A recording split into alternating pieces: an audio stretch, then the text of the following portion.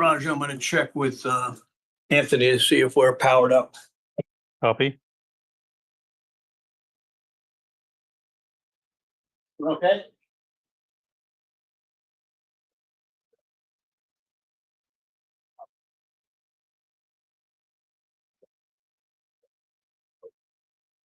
We're powered up. We'll get started at 2 o'clock.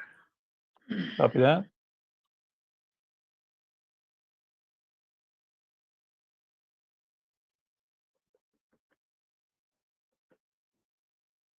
Hello, I'm Steve. Steve, I'll go ahead and at 2 o'clock, I'll start with the commercial, and You then got it. I'll turn it over to you. How we doing, man? You just like rocking and a rolling on this. Make sure you knock everybody off except me and Cleta and you. Copy, stand by.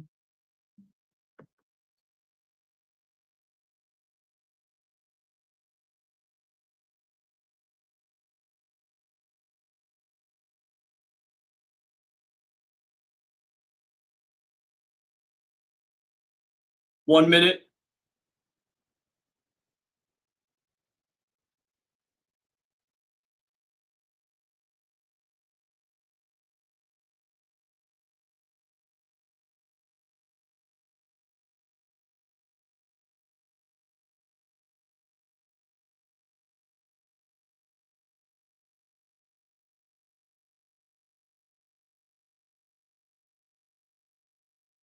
We got to get you a flag shirt, Raj. No sound. Raj, no sound. Can you hear me? We don't have sound by you. You're Great. not Can you hear me now, Steve? Yep. Now I can. Great. Okay, play the commercial. We're ready to start. Stand by.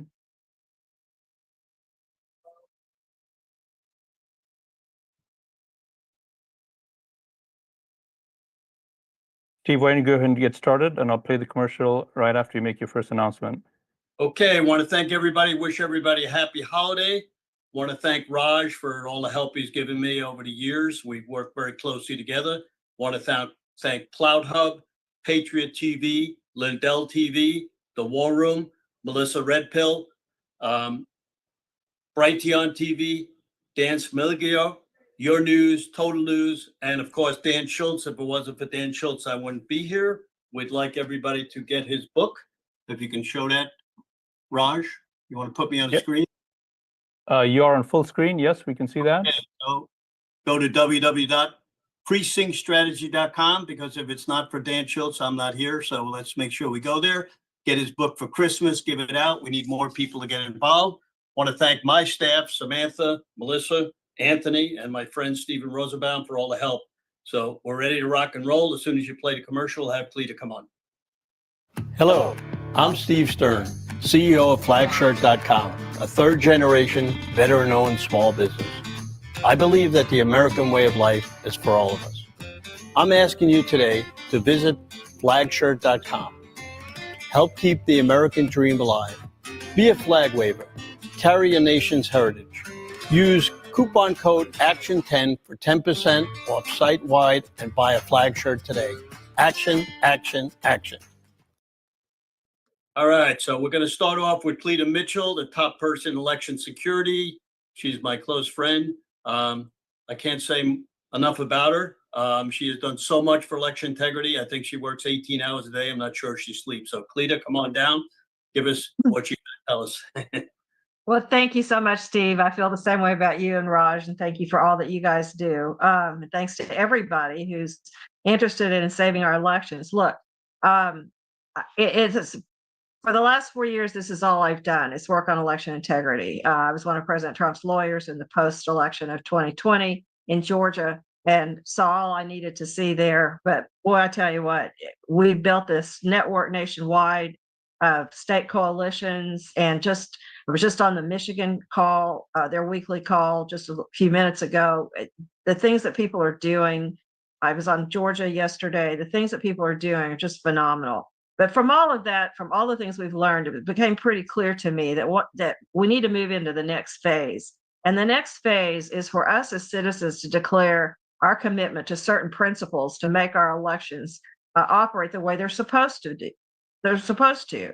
And that means Congress needs to change some laws and every state needs to improve on its election laws. So what I've been receiving input from people all over the country who've been working in the election integrity space and taking all of those suggestions, recommendations, needs for changes. We put this together into what actually the Tennessee Coalition is the one who came up with the name, the U.S. Citizens Elections Bill of Rights. Because when election laws in one state are bad, like in California, we all sit and watch them count ballots for a month after the election. We need to stop all of that. But so what we've come up with is the Elections Bill of Rights. I'm just going to run through it quickly. We're going to roll it out. We're building up a website so that you can have a link to it, and we'll send that out when we get it all done.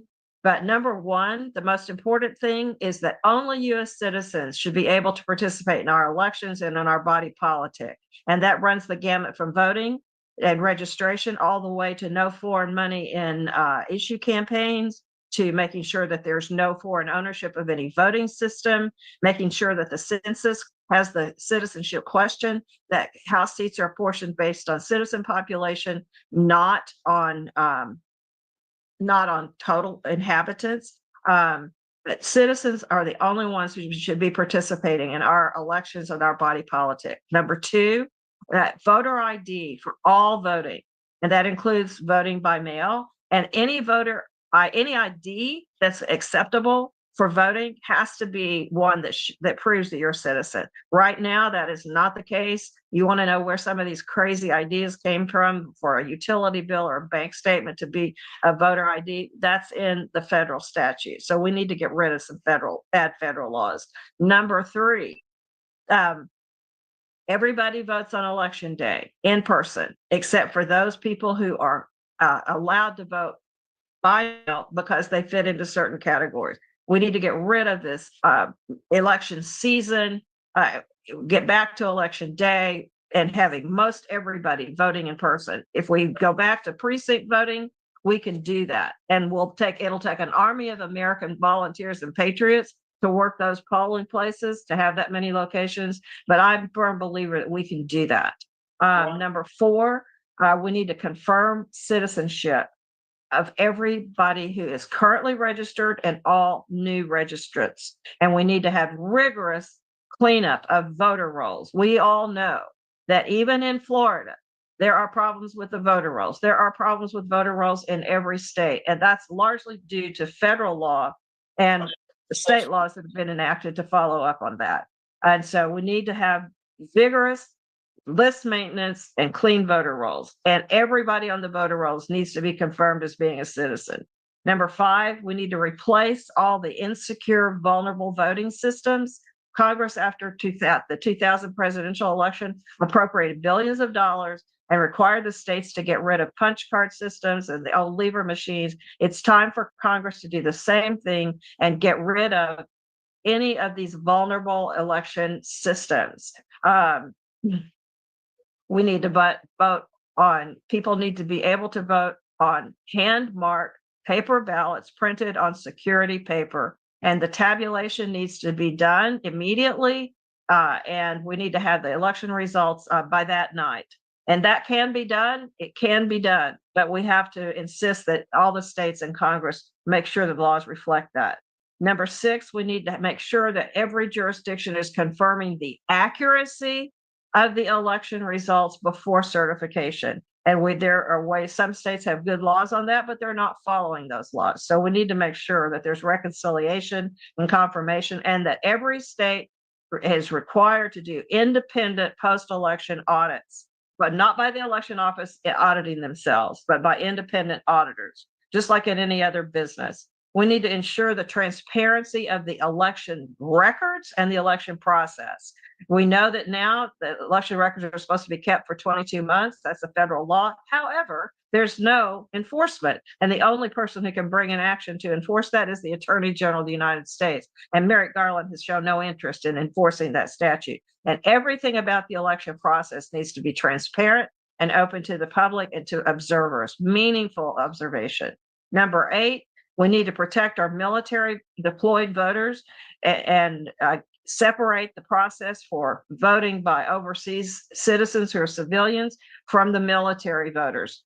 We all think of the overseas ballots as being military, but that's not true anymore. And in fact, I would be willing to bet that when the data is done for 2024, that upwards of 70%, more than 70% of the overseas vote will be from civilians. They don't have to provide any proof of citizenship. They don't even have to prove that they live overseas. We need to fix that while protecting our military voters.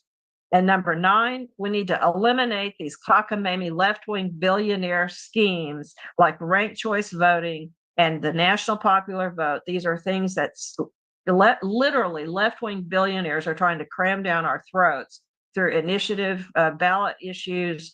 They're spending tens of millions, hundreds of millions of dollars, much of it from foreign donors. And we need to make sure that that states are not buying into these ridiculous systems. And we need to protect our Constitution and the Electoral College.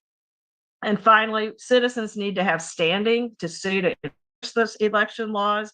Right now, if you're a left-wing group, you always have standing. If you're a group of citizens or a citizen trying to enforce the election laws, half the time, most of the time, the judges say you don't have standing. So that needs to be turned on that's backwards. So we need to flip that because that's the state of the law today. So that's a very quick rundown. We're going to be having training on each of these. We're going to produce some training videos on each of the principles. There's a lot to do. Congress has a responsibility to fix the bad election statutes that are in federal law, and every state needs to take a look at these principles and make sure that their state election codes reflect these principles, because these are our citizens' elections Bill of Rights. It's to protect U.S. citizens, protect our elections, and ensure that the election laws make certain that we are proving citizenship, that we remove the whole election system from left-wing manipulation, which is what the left has spent an estimated between 11 and $14 billion since about 2012, wrecking our election system. It's time for us to reclaim it and get it back. So with that, Steve, I'll turn it back to you. Thank you very much. Merry Christmas, Happy New Year, and thank you for everything you do. You are Thank you. phenomenal. Okay, next we're going to have Ed Solomon on. He should be there. Ed, go ahead. You're up. Hi, good afternoon, everybody. So I'm just going to start my presentation with the most damning stuff we can possibly have here. Okay, so I'm going to share my screen. Let me know when you guys can see what's on my screen. Yeah, I can see your spreadsheet. Okay, we're going to start with this right here. And this is the results in Nevada. Okay, and before I show you the full picture of these results, we're going to zoom in on this graphic I made of a football stadium. So what you're seeing here in red are all the Republicans who voted no against ranked choice voting. Okay, so that's this section right here. And green is all the Republicans that voted for ranked choice voting. There are no Democrats in the stadium. And this is only in the early vote. So I say, okay, 80%, which is a 4-to-1 ratio of Republicans voted against ranked choice voting in Nevada, in both Clark and Washoe counties. What happens in the election day vote? This is not the mail-in vote. The mail-in vote is worse. What happens in the election day vote? Well, Republicans and Republicans only, it was a 50-50 split, a 1-to-1 ratio. Can you imagine filling a stadium with hundreds of thousands of Republicans one day and filling a stadium with hundreds of thousands of Republicans the next day, and you go from a 4-to-1 ratio to a 1-to-1 ratio for and against ranked choice voting? Okay, so here we have it here. If I zoom out now, this is Washoe County. So identify a Republican in the cast vote record as somebody who voted for Trump and a Democrat as somebody who voted for Kamala. Okay. In Clark County, it's 72%, and it drops down to 50% in the election day vote. In Washoe, it's 80%, and it drops down to 56% in the election day vote. Democrats go from 46 down to 26 in Clark, and they go from about 40 to 26 again in Washoe. Why would the way in which a Democrat or Republican casts their ballot so drastically affect how they voted on the ranked choice ballot initiative? Okay, now I'm going to go to the next picture. This is how they voted on abortion. Let me see if I can get that here. Should say detail.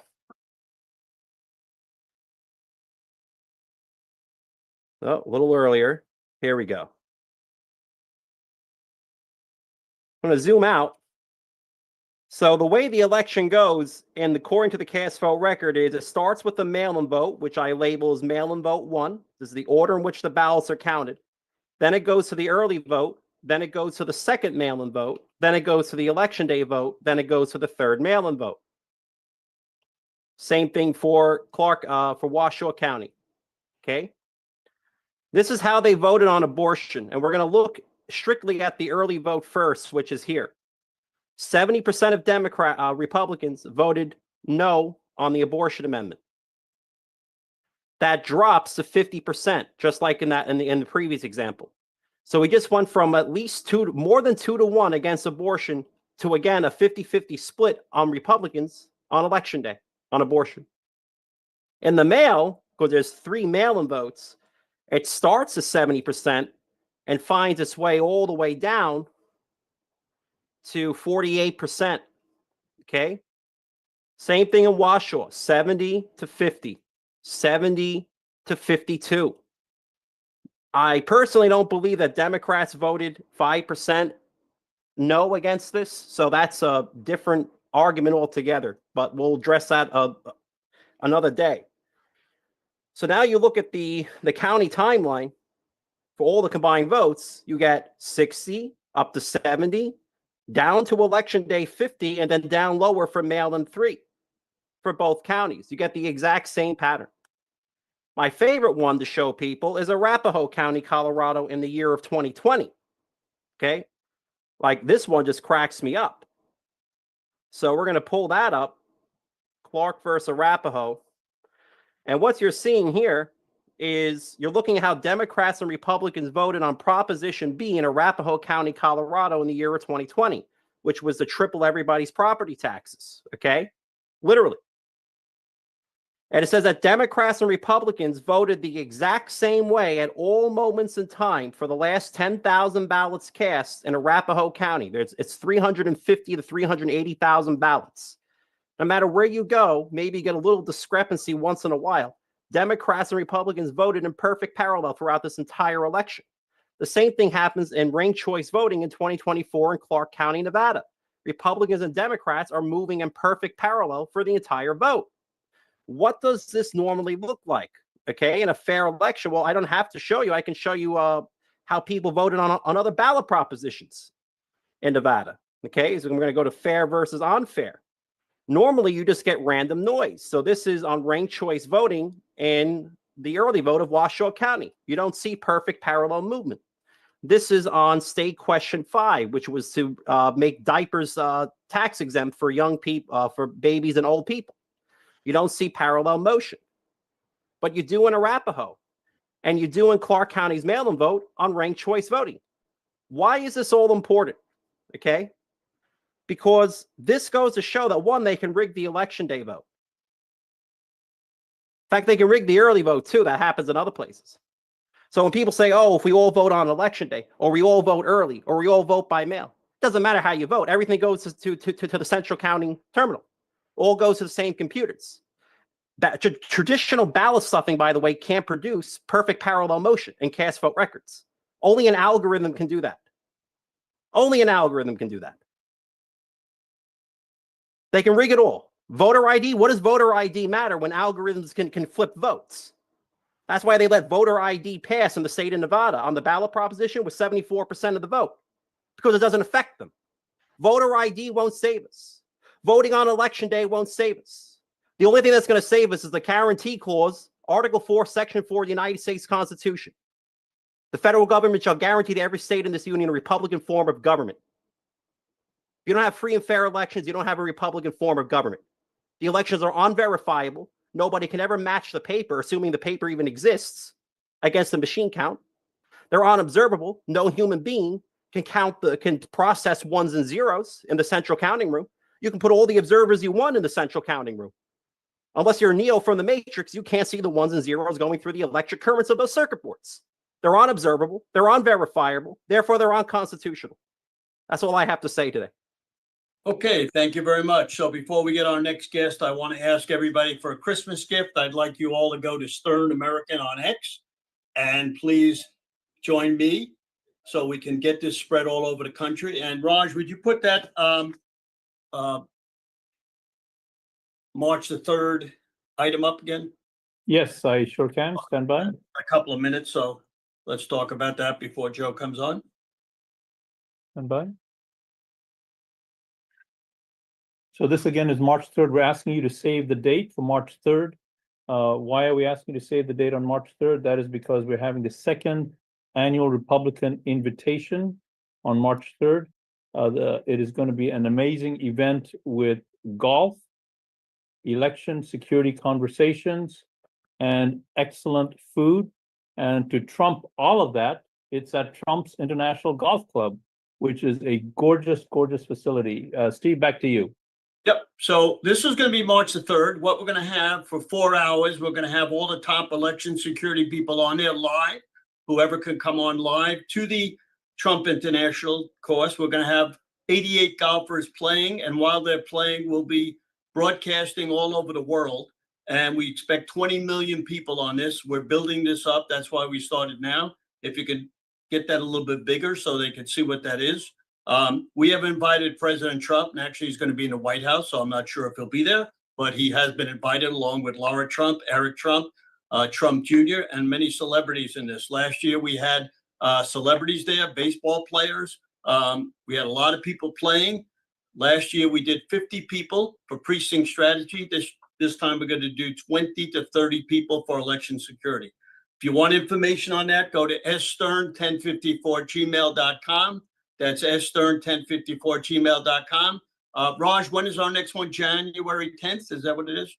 I think it's January 10th. I'll double check that and let you know in just a second. We've got a zoomed in shot here now of the flyer. If you could please take your phone out and take a picture of this. Please invite everyone you know. You can also scan the QR code. I'm going to zoom in further on that. You've got Steve Stern's telephone number there.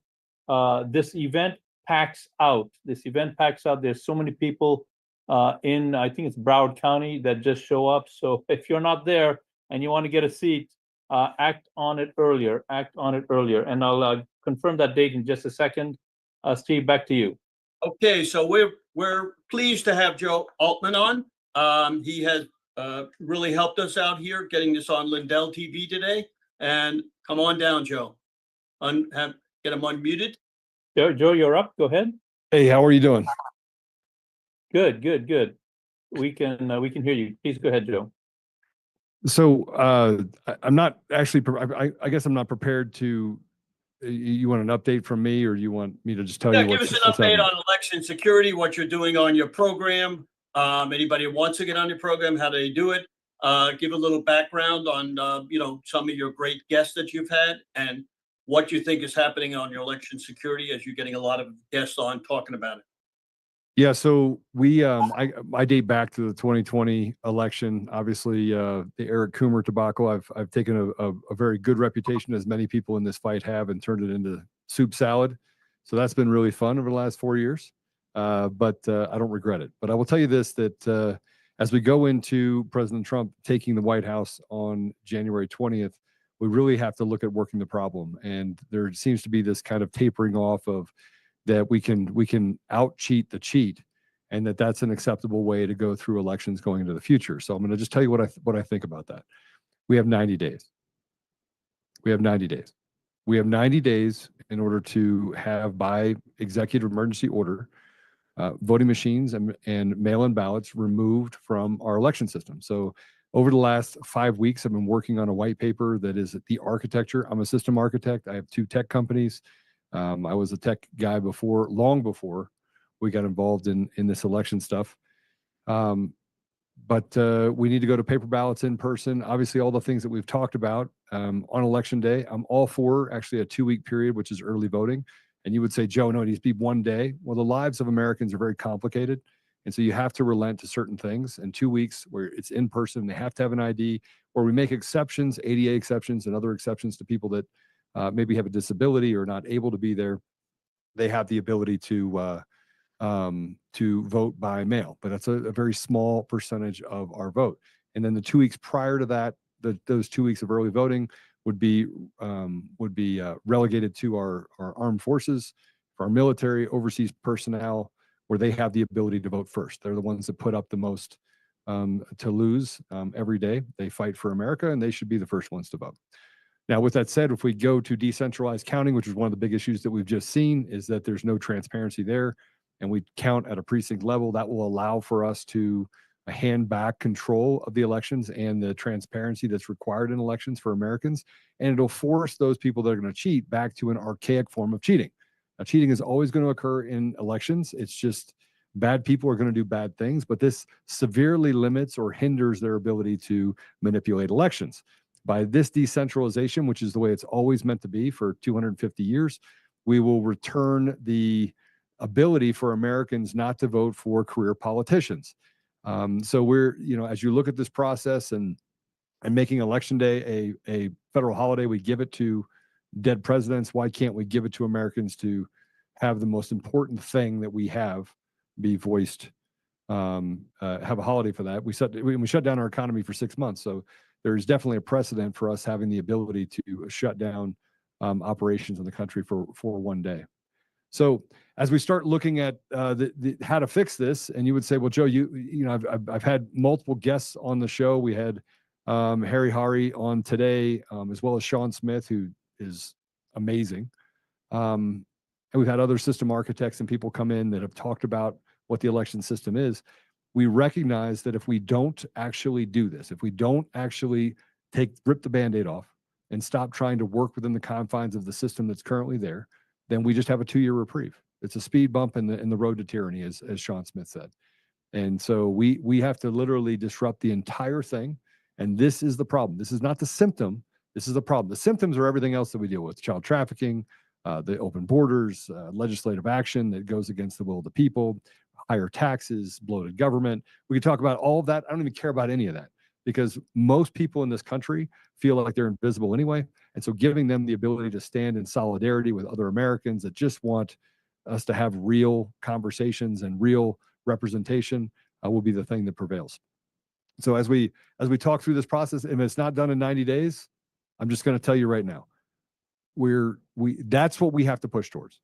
We have to push towards a radical change that goes back in time, that gets rid of the black box, that gets rid of the election machine companies, which are all owned by private equity firms and hidden ownership. It gets rid of the ability for them to have multi-state manipulation, because elections are supposed to be done at a individual state level, and even on the state level, they're supposed to be done at a community level. It'll eliminate the ability for people like the Secretary of State to control outputs and outcomes of elections. It'll stop the chaos that exists in our election systems, regardless of where they are in the country. And it'll get us to a place where even if the public had the desire to do a recount, they could do so without having any issues. So those are the things that I push for. The white paper will be out here soon. An ex-deputy Secretary of State asked me to write this paper, actually asked me to write a brief, and the brief turned into a 25-page paper that I've been getting input from experts across the country, but looking at how do we secure this and get rid of the Runbecks of the world and even the mail ballot printer companies, which frankly are a part of this entire charade. So that's it. So I have a show, by the way, on Conservative Daily. I have that show 5 days a week. We're one of the top, 0.5% of podcasts globally. We reach about 15 million people a month. And frankly, both the left and the rhinos on the right hate me. So I must be doing something right. I can't figure out what I'm doing right. But all of this, by the way, to be said, another thing that I think we should push towards is making sure that the churches stop using the 501c3 as a blanket for why they won't talk about ethics at the pulpit. And I believe that truth is a commodity that is rarely traded ethically, and that's one of my biggest issues, is that we don't want to talk about what's really happening. We're afraid of the truth, so we sniff around the butt, just hoping that we don't get to have to deal with the problem. And this is how we deal with the problem. So in the couple of minutes we got, tell people how they can see your show. Also tell them how they can see other shows that you schedule for. I think you're in charge of Lindell TV's schedule. A lot of people don't know how to get on. They also don't know how to get, if they have somebody good they want to get on the show, where do they go to? So you go to frankspeech.com. We're on Roku, Google Play, Play Store. You can see us on any of the major apps. We're also on BEK network. So we're on networks on the cable network across the Midwest, I believe. We have Rudy Giuliani that's on there as well. Mike Lindell has a Lindell Report. Bannon is on there a couple hours a day. We also have some other shows that we're actually pushing out that are more lifestyle driven. So we have 3 specific channels. We're bringing on more people over the next several months as different content curators. And it's just a great network. We're a publicly traded company now, so FSBN. You can go to fsbn.com and get information on the network itself. We're doing great things, and frankly, we want to be able to evolve to a place where we're not always just talking about politics. But right now, that's what we're doing. So we want to get into the community and try to heal some of the communities that are being stabbed in the back by people that they say that they're there to protect them, like the Democrat-controlled cities, and really getting them awake as well. So that's the network is going to be driven towards the target of the people and truth. And frankly, if you give us enough time over the next couple of years, we will surpass any of the other channels that are out there. And I do believe, I can't swear to this as far as it being fact, but I think I can pretty much say that it's fact, and that is that we will be getting a seat at the table at the press briefings for the White House. So we look forward to doing that as well and reporting back. I can't see any of the questions, but I saw some come across. Chat. Joe? Yeah. Put that information in the chat. Okay. I'll have them put that in there right now. Much. Have a Merry Christmas, a Happy New Year, and thank you so much for coming on. All right. God bless you. Got it. Okay. Excellent. So we're going to bring the great Joe Hoft on here. Just a quick word to those of you that are watching us on the live streams. Thank you to all of the streaming partners that have been streaming this. We have a number of people here on the Zoom.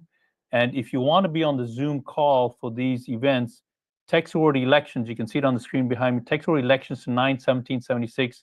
We're not going to ask you for money. We're not going to send you any spam, but you will get updates on when these calls are held, and you'll get a link to the Zoom call as well, so that if you want to participate in the conversation, I'm looking at the chat here, there's a bunch of questions, bunch of information being dropped on. So if you're watching us on any of the streaming partners and you would like to actually be on the Zoom part of it, text word elections to 91776. We're going to bring Joe Hoft on, and just before he comes on, I just want to acknowledge Joe. As you know, I'm with Defend Florida, and Joe has been an amazing asset and resource for us. He literally is worked with so many grassroots leaders and has helped amplify their findings on the large stage that he has on his blog. So Joe, I just want to call that out and just say thank you, man, for doing all of that. And the floor is yours. Over to you, Joe. Thanks so much, Raj and Steve, for having me. That's great. Thanks, Joe, for the share. Before this, by the way, one other show on Frank Speech Lindell TV is the Joe Hoft Show too. So it's maybe the best show out there. So be sure to watch that weekdays from 1 to 2 Eastern. So today and Steve invited me here a few weeks ago to speak, but we put up a big post on Sunday that was huge. It absolutely went viral. And I thought I'd share that today. I mean, I'll share it here on the big screen, but maybe just to give you some information about it. We kind of walked away from this election, at least it looks like the GOP has, and everything's fine. Everything's fine with the elections. I saw Frank Luntz came out with a poll the other day where he apparently said, yeah, most Republicans now think elections are fine. And I don't think there's anybody on this call that would suggest that these elections are fine. I don't think anybody in their right mind could. Certainly no former corporate auditor and executive and finance guy like myself would ever sign off on these numbers. And even in this election as well, I think there's maybe some hesitation to bring up some of the fraud because Trump won and nobody wants to jeopardize his win. But there was massive fraud across the country, I think, especially in the lower races. You talk to people in even Florida that have pointed out things to me about that election. For example, the mail-in votes. How is it that every day that we receive mail-in votes, which we vote like for 3 weeks before Election Day in Florida, every day the mail-in votes come in, and it's just coincidental that the Democrats always have just a little more votes than the Republicans do every day. It's like a stream. The numbers just kind of flow up and down with the Democrats, always more. Things like that are out there. We know it, and it needs to be fixed. And I think President Trump crushed it, and it was he that did that. It wasn't any efforts really by people, any one individual in particular. I've seen some people try to suggest that they were the ones that won the race, perhaps in Pennsylvania or whatnot. I think it was ultimately President Trump was an incredible candidate, and it was a miracle too that we all saw that day on July 13th, where he turned his head at the right moment, and the country was saved. I mentioned this on my show earlier. It was the difference between World War III and Let's Go to Mars, and that's what we saw that day. Elon Musk jumped on board the next day. And it's been absolutely exciting ever since. And we all though sat back and wondered, when's the water main break going to occur in this election? It took me weeks before I could really kind of sit back and realize, my God, we had a miracle, and we're moving forward. So it's great to be here with you. Here's a piece though that we put up on Sunday. I'm gonna see if I can share it here with you. Let's see if that works, guys. I'll hit share right now. How's that? Can you able to see that? Not yet. Yeah, we can see it now. Okay, so here we go. This piece we put up Sunday, it just absolutely went viral. What you may know, many of you probably do know, is that in the House race, President Trump crushed it across the board on Election Day, but then all of a sudden on these House seats started to dwindle, as well as these Senate seats. I think David Clements has said he thought maybe 8 Senate seats have been basically taken away from us. I think the House seats is also a big deal. In California, especially in Orange County, there are 6 House seats, U.S. House seats, and of those 6 seats, 5 went to the Democrats. Now, if you talk to anybody out there, anybody that knows anything, anybody that knows the history with that location, probably some here on this call, Orange County is a very conservative county. It's very, very red. To see 5 out of 6 seats go to the Dems certainly makes you scratch your head at the least. So we started looking into some of the numbers and some of the other events that happened right after the election. I put this piece out, telling people go and help them in Orange County. They needed help with curing. President Trump re-truthed this story that we put up as well, not just at joehoft.com, but at Gateway Pundit. And that was on Friday. That evening, there was a bomb threat in Orange County at the election center. So what people don't realize is that wasn't the only bomb threat. There was more than 50 counties across the country that had bomb threats in the 2024 election, 7 in California alone. The night that the bomb threat occurred, what happened was the sheriff's department shows up and they shut down operations, and at the same time shut down the live stream that's covering the where the accounting was taking place. That was the thing that really grabbed me. I talked to a Leo individual who's been a sheriff for years, said the last thing you do is shut down the live stream. You'd want to make sure that you could keep your eye on anything. Might save somebody's life if they walk into an object that looks peculiar from the live stream. So anyways, a lot of oddities regarding that. And at that time, there was 3 races that were real close, but the Republicans were winning them all. What happened over the next few weeks was that we saw these change, and all 3 of those seats were turned blue after about 3-4 weeks, because, as you know, they have this monster vote that continues for a long period of time.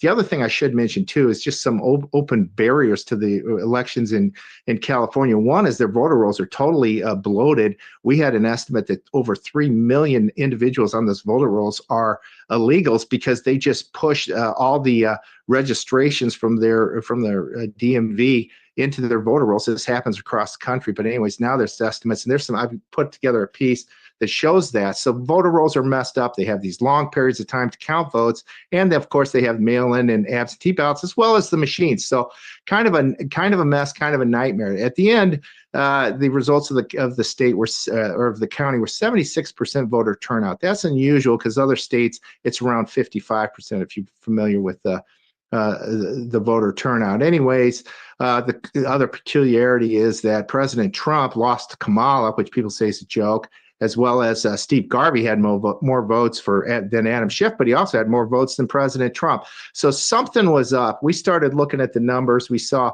that there was various things. I'm going to highlight a couple of the big ticket items that we noticed. And by the way, those 3 seats that were lost in the House, it was 27,000 votes total. That was the difference between 3 Republican seats and 3 Democrat seats. And by the way, if those 5 seats in Orange County, I think were legitimately red, if they were counted as red, that would be 225 seats for President Trump to 210 for the Dems. Now it's 220 to 215. So this is a significant issue, and I think everybody recognized that when we put this piece out. Anyways, I'll try to slam through this real quick, Steve. What we found was that there were 325,000 more votes that were sent out than that were recorded rather than registered voters. Somehow they did that. They replied to us and said, well, that's due to the fact that those people that vote in person, we give them a ballot as well. Plus, we send everybody a ballot. The control issues with that are unbelievable. The other thing that we noticed was that in the results, we noticed that 309,000 ballots were more ballots that were counted than were returned. So when we've had some going back and forth with the Orange County individual who was running the operations there, and I'll tell you what. Last night we found out that the GOP in Orange County sent out an email to their various clients saying, hey, everything was fine with the elections in Orange County. Basically, here's the points that were made and here's why everything's fine. It's outrageous that the GOP is standing up for the results in Orange County. These are significant areas that need to be looked into, and overall, the entire process is broken in California. So for anybody in the GOP side to stand up for that, it's pretty alarming. I guess that's about the end of my time, Steve, but there'll be more coming out at joehoft.com and Gateway Pundit in the days ahead. This is a big deal. I think that seats were stolen in Orange County, and there's so many ways that could have been done. Voter rolls just one. But anyways, I'll pass with that, Steve. Thanks for having me on. Very much. Happy holidays. And now we're going to have on Mark Shaftlein, one of the great guys, owner of Patriot TV, a real patriot. He does everything, shows. He's back and forth from Florida to California, and I think he's right in orange, so he's going to work on trying to change that election. Go ahead, Mark. The show, and again, a lot of the guys who have participated and women on this telecast today have been guests on Patriot TV, including Joe, who was on my show up until election. We did a show for 4 weeks prior to the election called Election Edge, and we touched on a lot of the issues that have been talked about today. And I think Joe really brings up a good point when he talks about some of the complacency, and this has been referenced by both Joel and Joe, about Republicans are feeling great right now with Donald Trump in the White House. We've got a 53-47 Senate. We have as Joe said, 220-215 House. But I think when you really dive into some of the numbers and some of the what I'll call lost opportunities, the numbers could have been much bigger. Now, we're broadcasting from here in Orange County, and as Steve mentioned, we had dinner down in Florida. I had an opportunity to go back and forth, meeting with General Flynn and Michelle and Raj and Ali, when we were down in Venice. And one thing I do want to talk about for opportunities is take a look at the state of Florida. Back in 2000, it was the laughing stock. Again, we helped elect George Bush because, frankly, there were a lot of people in Palm Beach County who were Democrats that voted for Pat Buchanan. Obviously, the hanging Chad piece is part of American folklore and election history. But when you fast forward to the last 2 elections in the state of Florida, 11, 12 million votes, they're all counted within 3 hours. We have, you have to have voter ID in Florida. You have to sign your ballot. Signatures are matched. You can do early voting in Florida. It seems to work quite well. So I would advocate that the state of Florida's model, which has been praised nationwide, is something that the United States Congress and Senate should consider as a model for election reform as we head into 2026. Because if you think back about this and look at some of the results in Florida, when Ron DeSantis was reelected governor, the Republicans took Dade County. The Republicans also took Palm Beach County. That had not happened before. And where Steve's broadcasting for in Fort Lauderdale, we didn't necessarily win Fort Lauderdale because it's very heavily Democrat, but we made strides and it became more red than it had been before. Fast forward to this past election. You had polls coming out showing Rick Scott only winning by 2 or 3 points. Rick Scott, he traditionally has close elections, quarter point, half point. He won by 12.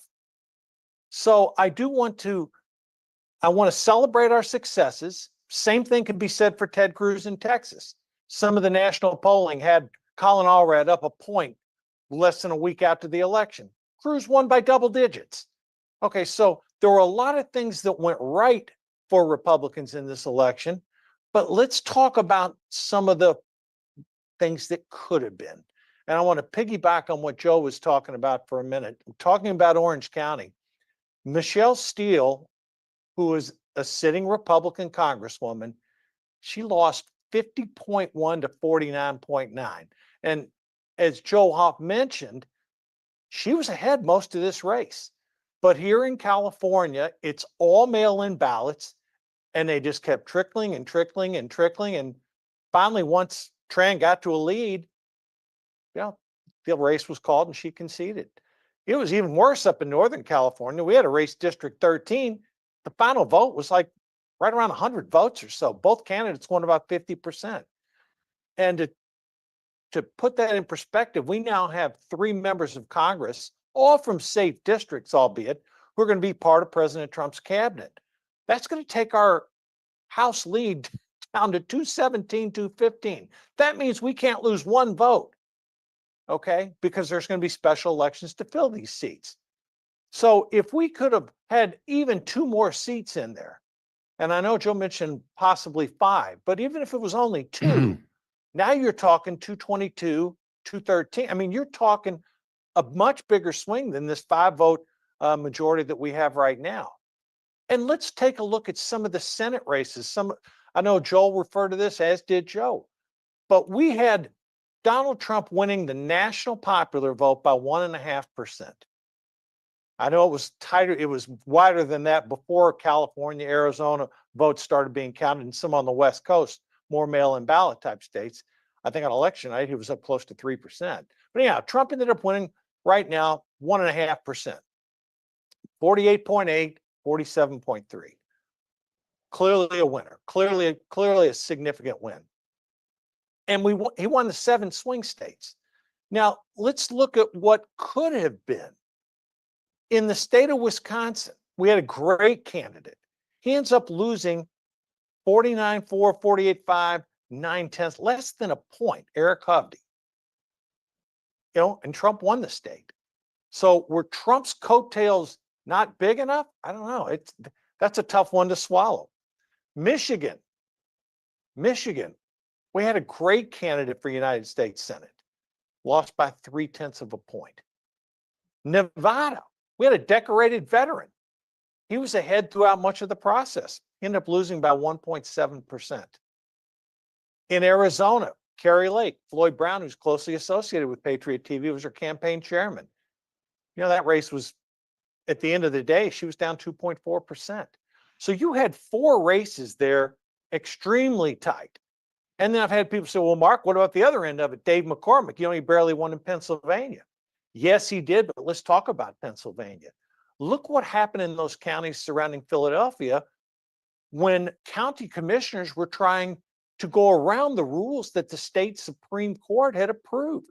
And you had that infamous lady who said, oh, I don't care what the law is. We're going to do it this way. I'm paraphrasing, of course. But at the end of the day, it took the Pennsylvania Supreme Court, with more Democrats than Republicans on it, to intervene to validate the election. Mark Elias, the famous Democratic attorney, was challenging that election. And, you know, Chuck Schumer, he didn't want to have Dave McCormick come in for orientation. So that gives you a sense of what we're up against. Now, let me put this in perspective on how Republicans, Democrats see some of the suggestions that have been talked about so far. 97% of Republicans favor voter ID. Believe it or not, 53% of Democrats do. And 84%, this I think is the most significant piece, 84% of independents favor voter ID. So having a Republican House, a Republican Senate, and Donald Trump in the White House, I agree with what Joel said. Your first 60, 90 days, here's your opportunity to move in election integrity. Possibly, maybe we can't get everything we want, but if we could get a national voter ID piece in place, I think that would help with the integrity of our elections. You know, in Europe, 33 of 37 countries have voter ID like that. Now, again, going back to what I said, here in California, no ID at all. So vast majority of voters approve that. And then one other piece that's been talked about, early voting. Again, in the state of Florida, the safeguards are in place. My belief is that early voting is fine as long as you have the voter ID and some of the other suggestions that came right when we started the program, because Florida's been a model on how it can work. 12 million votes, all counted within 3 hours of when the polls closed. I mean, you can't get much stronger than that. Now, as far as early voting goes, 60% of Republicans approve that, 95% of Democrats. So, you know, with only a slim lead in the United States House of Representatives, there may be some compromise needed with Democrats to get this through, but we all know Democrats don't want any form of voter ID. So we have an opportunity for us, as Joel said, and as Joe said, and if we can move forward on some of these initiatives, then, you know, I think that will be good. Also, think about the results of this past election, okay? 3.5 million fewer voters, according to the official results, voted in 2024 versus 2020. Does that sound realistic? I mean, that hasn't happened since 1972. And then you look at the candidates, and again, yes, Donald Trump won. Kamala Harris got 6 million fewer votes than Joe Biden. Now, you can say what you want about Kamala Harris, but she spent $1.5 billion versus running a basement campaign and still got 6 million votes less. Does that say that the 2024 election, as Donald Trump has said, was too big to rig? That, you know, we had thousands and tens of thousands of poll watchers and attorneys, and Michael Watley and Laura Trump at the RNC did a phenomenal job. Was that accounted for, or was it the fact that maybe something happened in 2020 that accounted for that 6 million vote differential?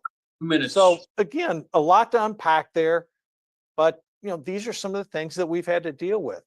Now, again, Steve, I want to thank you for, you know, having us on here at Patriot TV. We've got a tremendous show host line of people from Shannon Joy, Will Johnson, Jason Burmis. I mentioned Ali Legge and Michelle earlier, Kay Daly, Joe Pags. I mean, we're patriot.tv where you can find us. We've got tremendous show hosts, and just like other members of the conservative media, I think one thing that our side can really do a good job now that Donald Trump is in the White House and we have that House and Senate.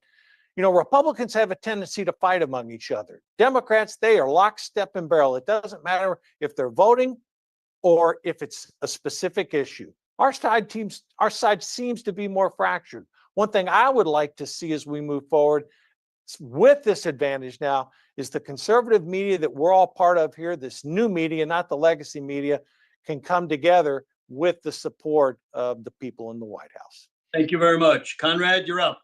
Happy New Year. Merry Christmas. Thanks for coming on. Well, thank you very much. And hello, everybody. It's a pleasure and honor to be able to speak with all of you. I was asked to give a quick update on what we're doing here in Arkansas, particularly as it pertains to election integrity here. we've had an uphill battle. And for most of you who know, we are a solid red state. We have the supermajorities in the House, the Senate, we have the governor position, and all the cabinet members. But we have had a tremendous roadblock from the Republicans in our state trying to keep us from going to paper ballots and having secure elections. They want to keep the machines. For those of you who don't know, we use ES&S touchscreens for everybody in the state. We're one of a handful of states that actually use the touchscreen for people. We don't have paper ballots, with the exception of a couple of counties. And we have the tabulators, the ES&S tabulators. And most counties have no hand count. So that's what we have. We do have voter ID, which is a good thing. We don't have mass mail-out ballots, which is a good thing. But we have voting machines. We also have open primaries, and we have tried our best to get closed primaries, and we're being fought tooth and nail by the Republican establishment. They do not want closed primaries. They want to keep them open. That has been a real problem. But I'm the CEO of an organization called the Arkansas Voter Integrity Initiative, AVII.org, and we are transitioning to the America Voter Integrity Initiative. We're a 501c4, and our goal is to make sure that Arkansas is an example, like all the other states are trying, to be an example that every state can follow to be able to do exactly what we need to do, which makes paper ballots, the hand-marked paper ballots that are hand-counted, to be the official number. We don't mind using tabulators in between after the, like say, election day night, using a tabulator, as long as you have a chain of custody and you hand count them to make sure that the machine was acting properly. We think that is the best road, the best example. Now, in our state, we try to do a statewide initiative to get it into our Constitution that you couldn't use machines, that it would be a hand-marked paper ballot. I was fought tooth and nail by our Attorney General, who's Republican, and the other powers at B. They do not want this, and they dragged their feet to make sure we could not get it to where we could do a statewide initiative. But we did find out that we could do it county by county. Now, we have 75 counties in the state of Arkansas. Last year, we had one county called Searcy County that did paper ballots. This year, what we did was get enough signatures to get it on the ballot so that people could actually vote to whether they wanted paper ballots or not. We got 9 counties. We worked on 9 counties, got enough signatures in 9 counties to get it on the ballot on November 5th to be voted on by the people of that county, other independent counties. And what we found out was 7 of the counties, found a way through the judges to keep us off of the ballot. So we only got 2 that were available. Only one actually put it on the ballot, which was Independence County, Arkansas, Batesville, Arkansas. And it passed overwhelmingly. Almost 62% of the people wanted paper ballots and said, we don't want machines. That is a big thing. And the reason that's big is because I believe, unless someone here can correct me, that's the only county in America that had the opportunity to vote, let the people vote on whether they wanted paper ballots or machines. And it overwhelmingly went for hand-marked paper ballots. And that's not something that surprised us, because a year ago, we had Rasmussen do a poll in our entire state, and that was the number they came up with.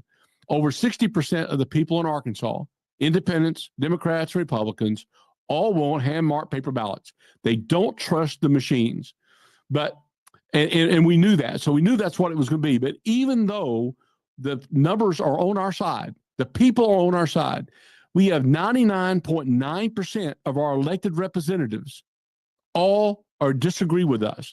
And they've been fighting us. They want machines. And they've passed laws to make it more difficult for counties. They decide to go to paper ballots, to punish them financially if they do that. This is a problem that we have. Again, we're a solid red state, and we have this issue here.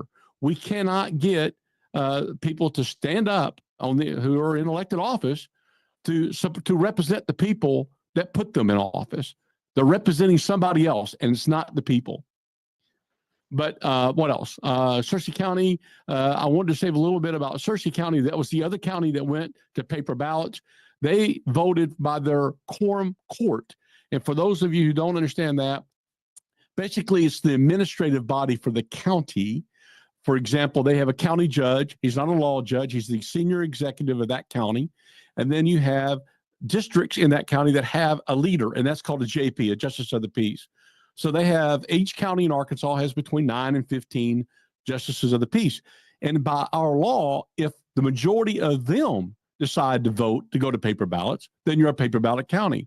So we started in 2022, 2023, getting counties on board to do this. And we had several counties ready to go. One county did do it, Cleveland County. But guess what? We have an organization here called the Association of Arkansas Counties.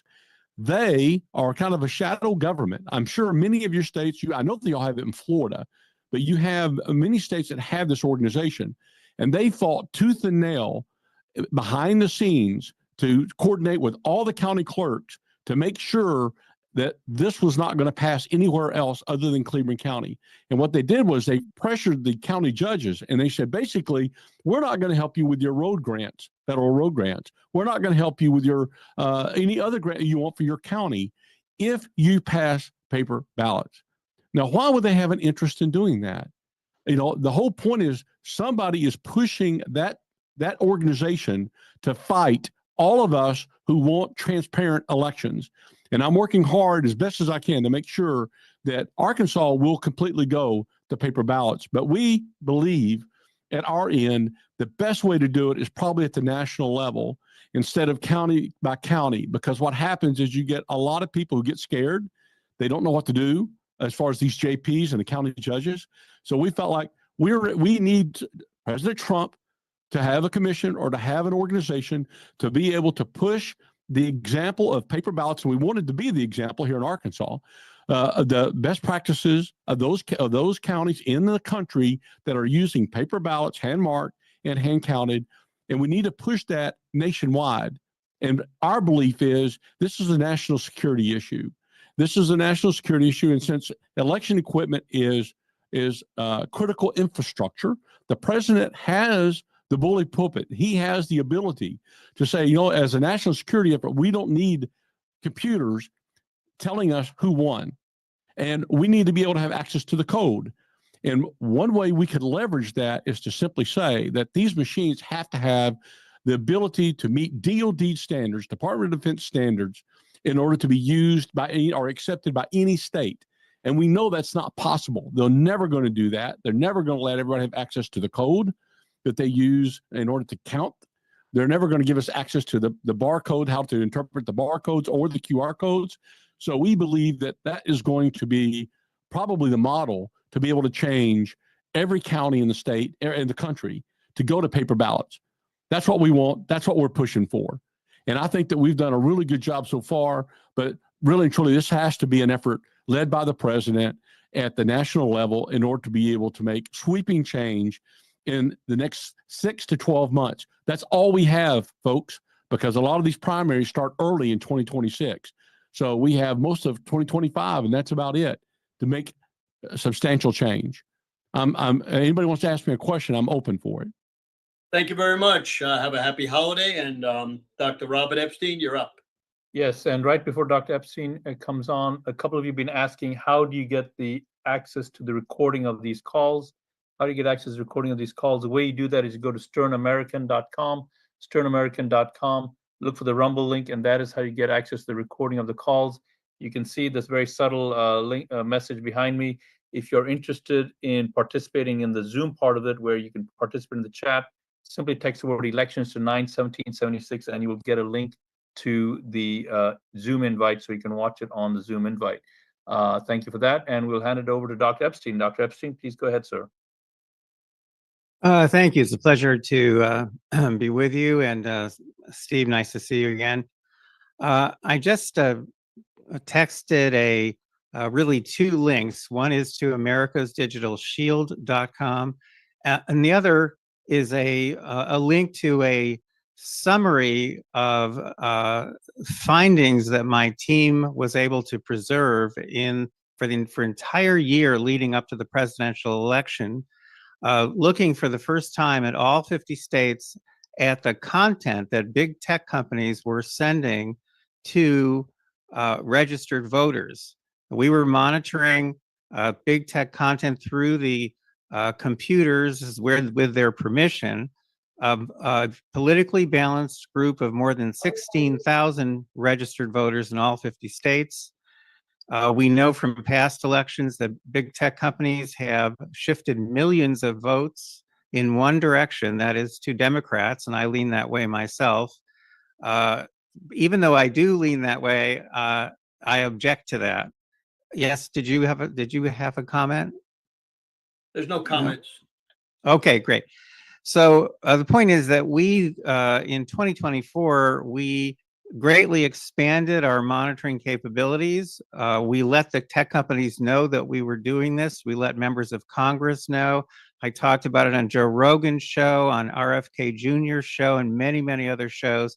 We wanted these companies to be aware that this time we were collecting data on a massive scale so that it would be court admissible. Court admissible. This has never happened before. In other words, we set up the world's first nationwide system for monitoring the content that big tech companies were sending to voters, where they have the power to shift millions of votes. If you go to that little link that I sent, and I'll just send that little link again, you can read an excerpt from a 200-page monograph that I just submitted for publication. And you can actually read an excerpt from it. It's just 10 pages. It's got some very simple graphs in it.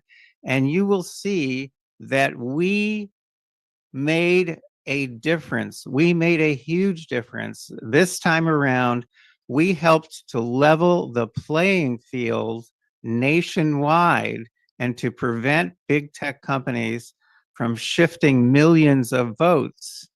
How do we know that? Well, if you look at that excerpt from my monograph, and I'll keep sending that link over and over again. If you look at the excerpt from my monograph, you will see how we did it, and you will see that that liberal bias in Google search dropped by more than 20% over that period of a year, and that liberal bias in YouTube dropped by more than 50% over that period of time when we were monitoring big tech content.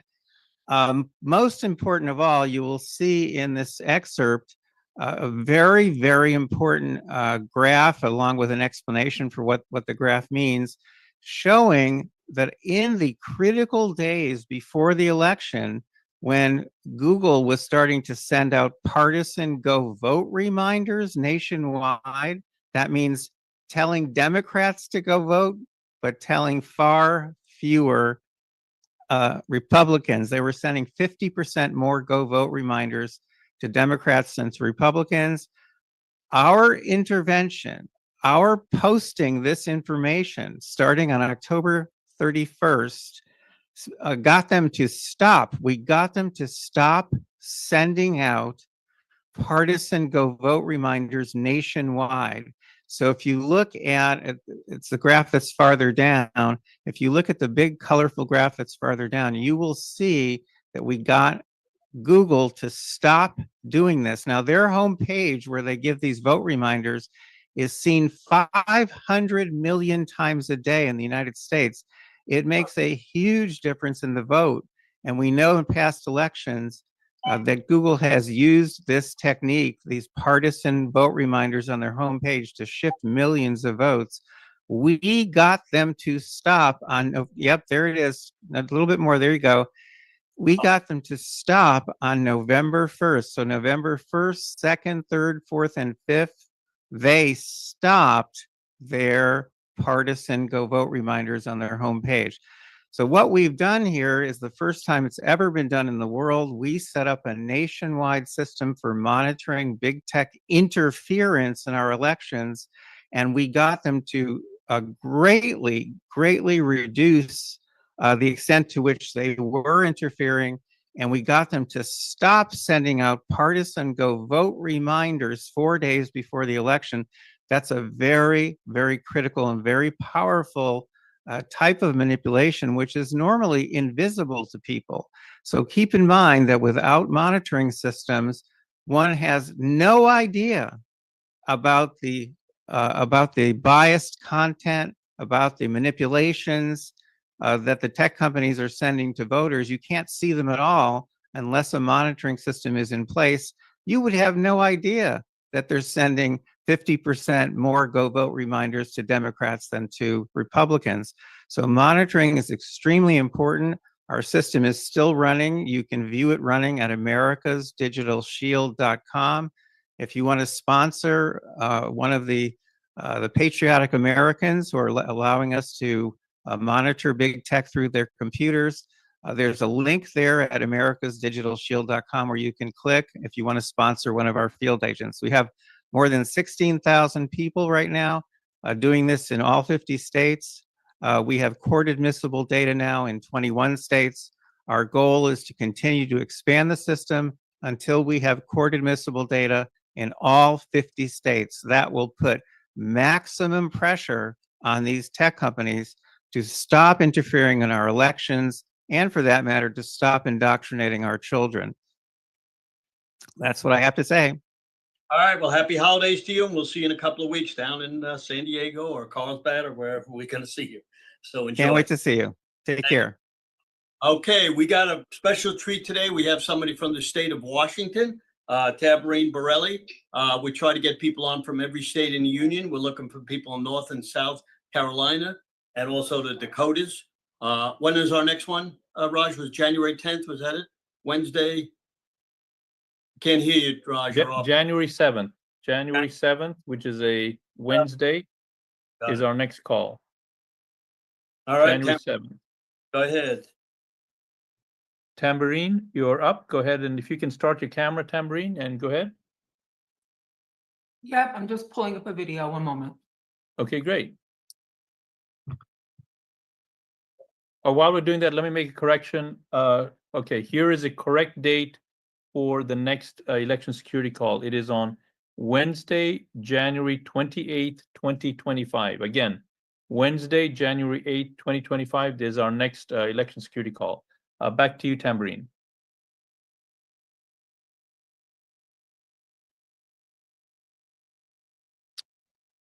Sorry, just having a little technical difficulty getting the video up. One moment, please.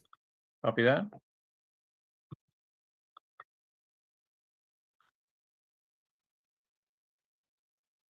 So while we're waiting for that, You want to get it done, and we'll bring on Greg Stenstrom and then come back on after him. Is that all right, Tamborine? Sure, yes, of course. Thank you. All right, go ahead. copy that. Stand by. Greg, go ahead and unmute.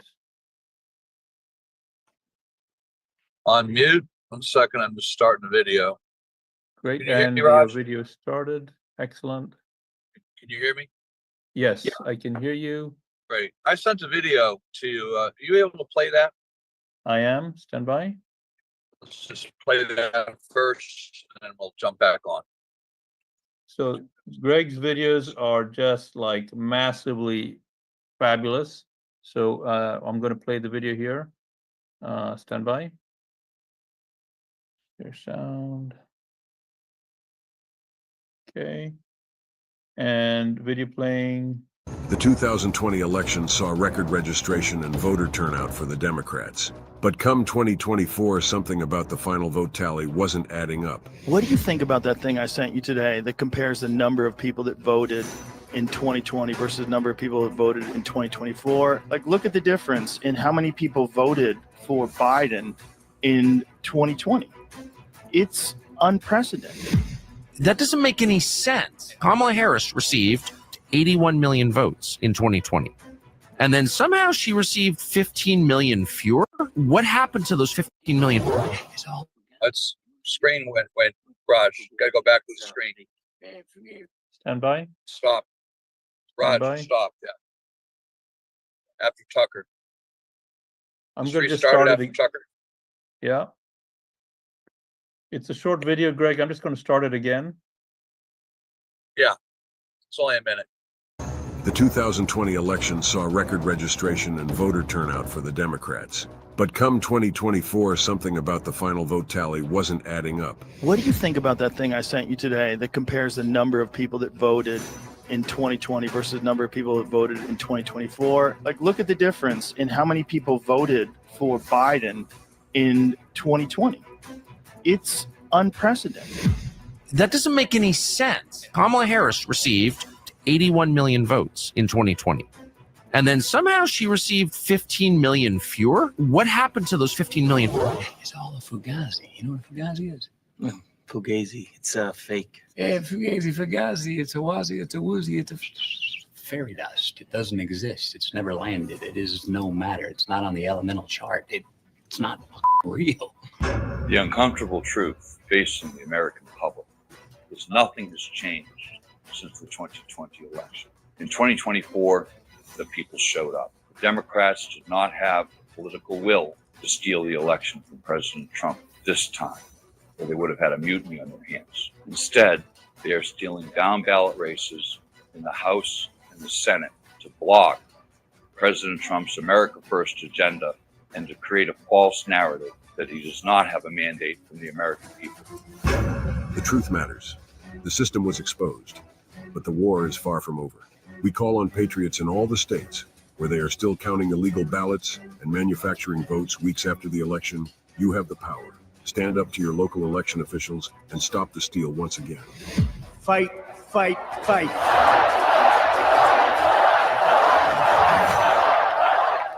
Brought to you by ParallelElection.com. Back to you, Greg. Hey, thanks. Hopefully that video came out pretty well. Can't tell. I had to jump in the car today and head out on an emergency, so doing it from the car. But the reason I played that video and the video was created is we have hard physical evidence that the election machines, all of the election machines in Pennsylvania have been compromised. Not a single machine in the state of Pennsylvania, and this is true throughout the country, has been properly certified in accordance with EAC and FEC standards. I want to repeat that. Not a single machine in Pennsylvania has been properly certified. All of the machines in Delaware County have fraudulent code and malicious code embedded in them. This is a matter of fact. This has been recorded in 2 separate hearings.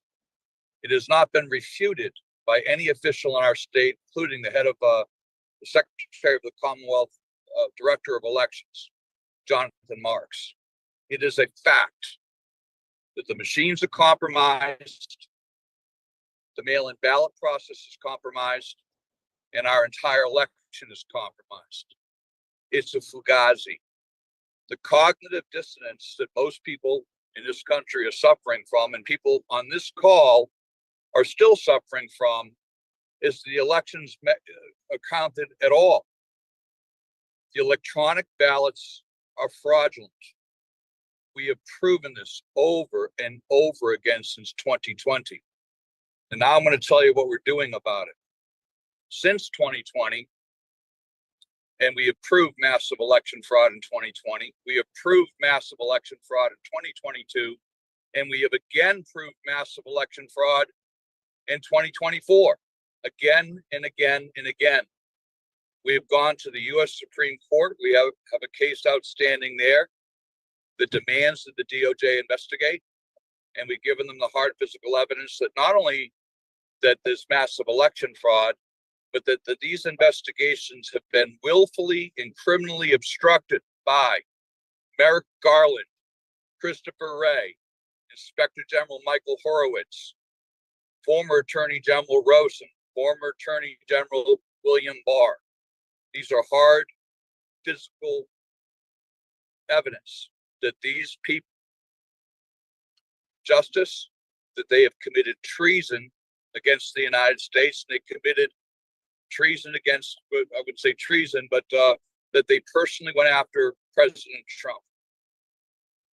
This case is before the Supreme Court as 24-430.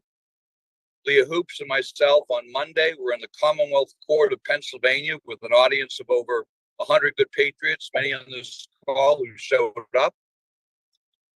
What we expect from that is a trial that will expose the 2020 massive election fraud. We have cases that have been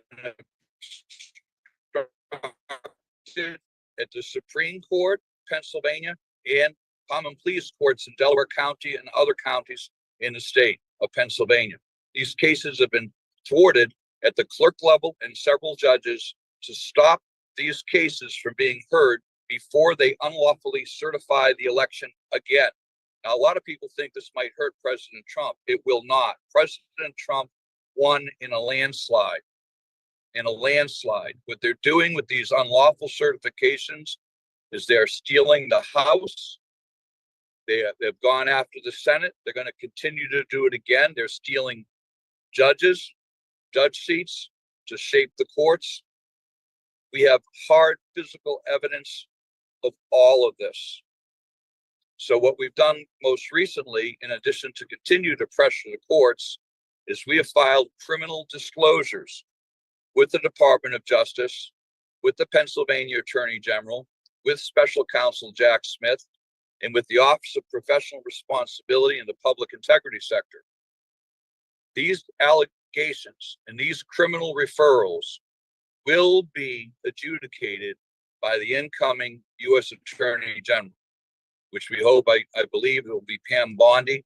But these investigations and these criminal allegations and these cases will be brought forward and people will be held accountable. Until we arrest these recalcitrant public officials who have stolen our elections, then I think a lot of this is a fugazi itself. There are no safe machines. I'm a computer scientist, as most people here know. There is no system that is too big to rig when it comes to computers. The EAC has completely and utterly failed in securing our machines and our election infrastructure. CISA has utterly failed in the protection of our critical national infrastructure in the elections. So what we're doing, and we need your support and continued help with, is exposing this.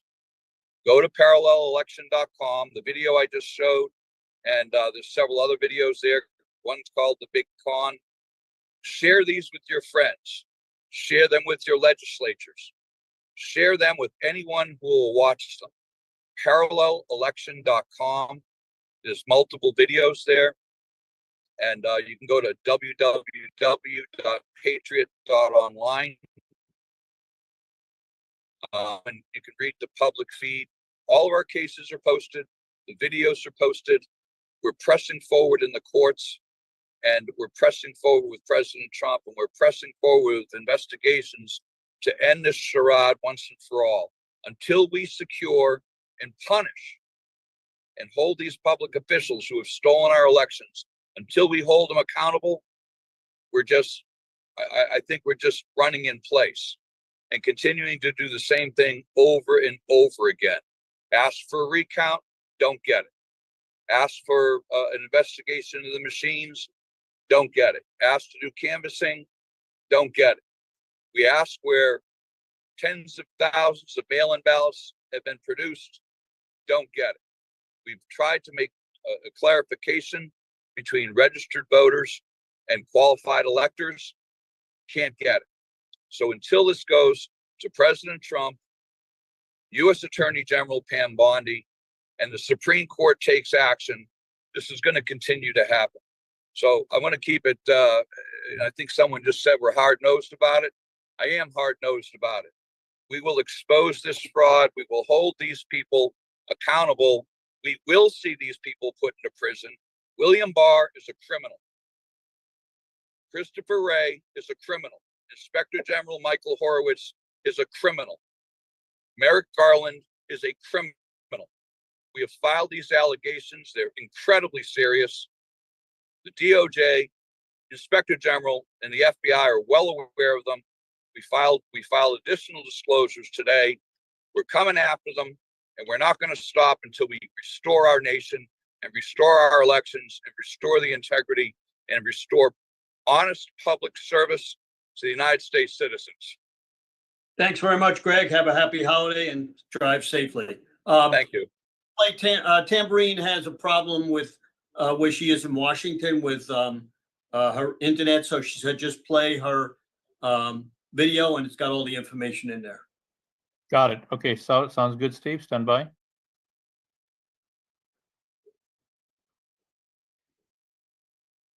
Billy Ballot. Remember when I used to be counted by hand on... Hi, I'm Billy Ballot. Remember when I used to be counted by hand on election night? Yeah, you always knew somebody would come away disappointed, but at least everybody accepted the results because the tallies came straight from the people. Sadly, those days are long gone. It's been over 20 years since a programmer named Clint Curtis testified before Congress that he had been commissioned to create a program designed to secretly fix an election. Today, that hidden program is used in the voting machines entrusted to count your votes. That's why high-profile voices on all sides of the aisle have raised concerns about electronic voting machines. So I'm asking my cousin, Miss Crosscheck USA, to step in. Take it away, cuz. Why, thank you, Billy Ballot, and thank you, candidate, for making a commitment to run for office. You and your team put so much time, money, and let's face it, doggone work into your campaign that it would be downright shameful if even one of your supporters' votes wasn't counted. And that's why I'm here. Think of me as an insurance policy. And while I can't guarantee you'll win, if you really do have the votes to win, I'm here to prove it, and it's just so simple. First, sign up your campaign with crosscheckusa.com.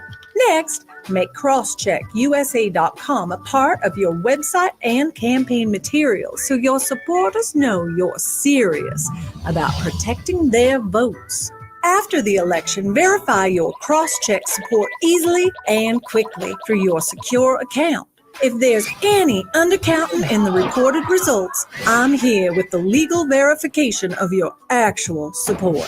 And crosscheckusa.com utilizes the highest level of cybersecurity available on our private servers, so you know all of your information is secure. So next time they say, pay no attention to what's going on behind the curtain and just trust the system, tell them you shouldn't have to trust. You should know. Go to crosscheckusa.com to get started.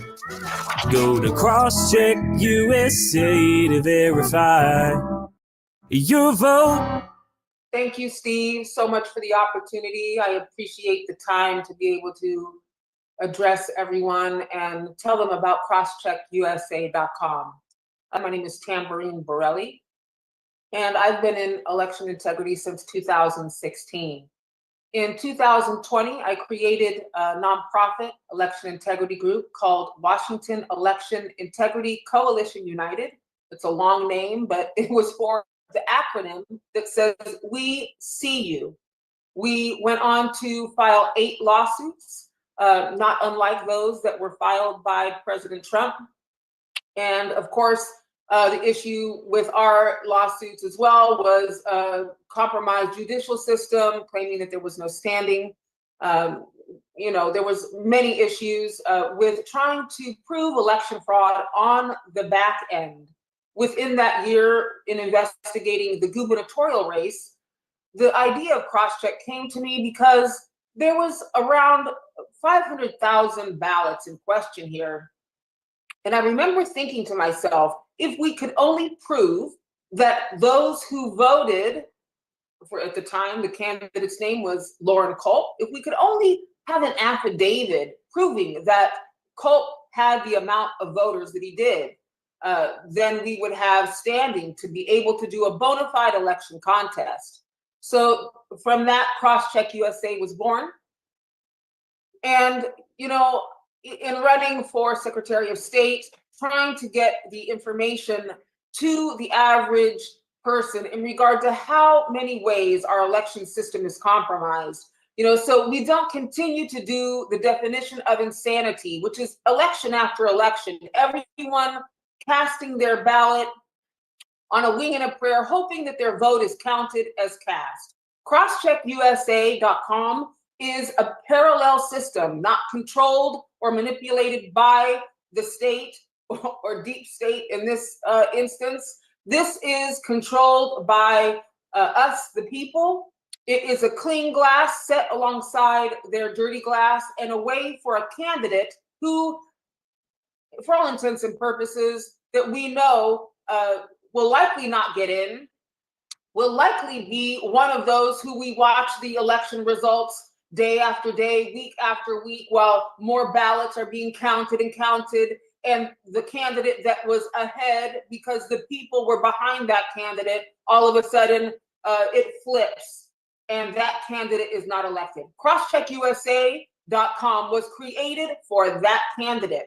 So in this juncture, gearing up towards the 2026, this is the time where candidates get on board, they register, and they implement crosscheckusa.com within their campaign. So as they are campaigning, they are registering their voter base. So when the time comes in the election of 2026, they will have already their registered voter base. So if there is an instance when the vote totals seem to flip, that candidate will have affidavits from their voter base by the precinct level to be able to make a bona fide election contest with proof of what their vote total should be. And because it's on the precinct level, it won't be a difficult thing to do.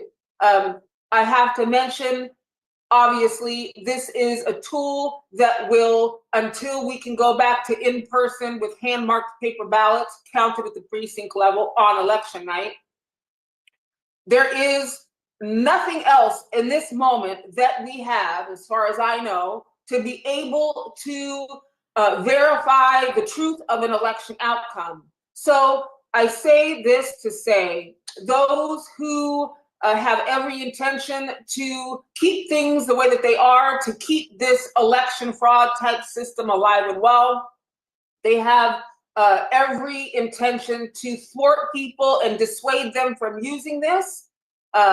In the primary in Washington state, of all people, and this is the uniparty speaking here, because the Washington GOP, the Election Integrity Committee of all things, put out a bogus investigative report on Crosscheck USA saying we were a Democrat scheme to contact people's, to steal rather people's contact information.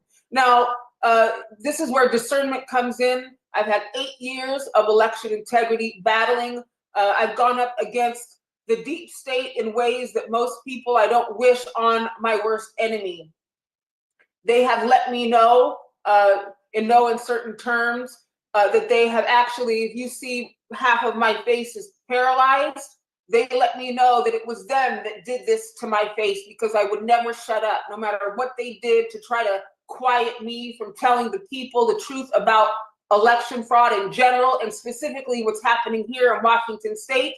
The people in the world think that Washington state was the only state in the whole country that went more left when everyone else went more right. That is a lie. Washington state is not as blue as they purported to be. This is the state where election fraud was born and germinated and went all through the country. So this is where it begins. This is where it will end. We have verifiable proof, just like everyone else in the country, of the same things that happened everywhere else happened here too. So everyone, there comes a time when we have to just put aside all of the noise, all of the madness of he say, she say. And I implore you to just tune in to that God-given intuition, because if we do not have discernment and understand that we have a compromised election system, and we have those who will do anything and stop at nothing to prevent its demise. So if we do not do anything, we will keep having what we have. Trump got in by the grace of God, but what about all those other down ticket races? What about the House? What about the Senate?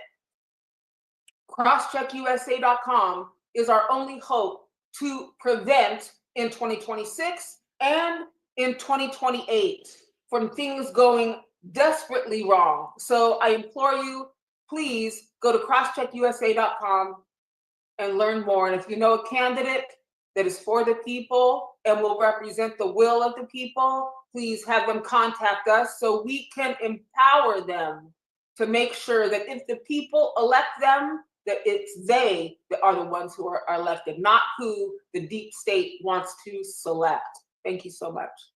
Thank you very much, Tamborine. We have my favorite person in the U.S., Catherine Engelbrecht, one of the top people in election security. I'm glad she was able to come on today. Happy holidays to you, Catherine. Go ahead, come on down. Sure thing. Thanks, Steve. And thanks to everybody.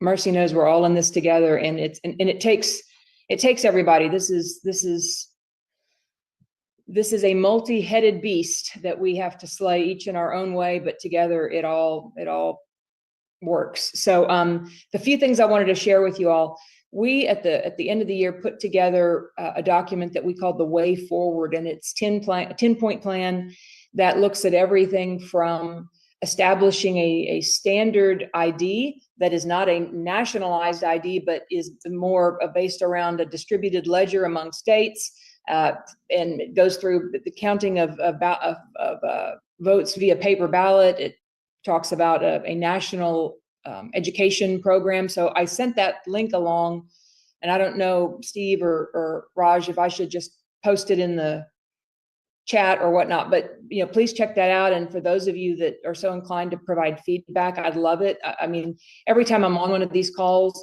I'm reminded that there's so many good people doing work that's different than what we're doing, and we can all, we have a lot to learn on our side too. So anything you may see in the plan, any feedback, you can just send it straight to me or even to Steve or Raj. I'm sure they could get it to me, but we'd love to incorporate it.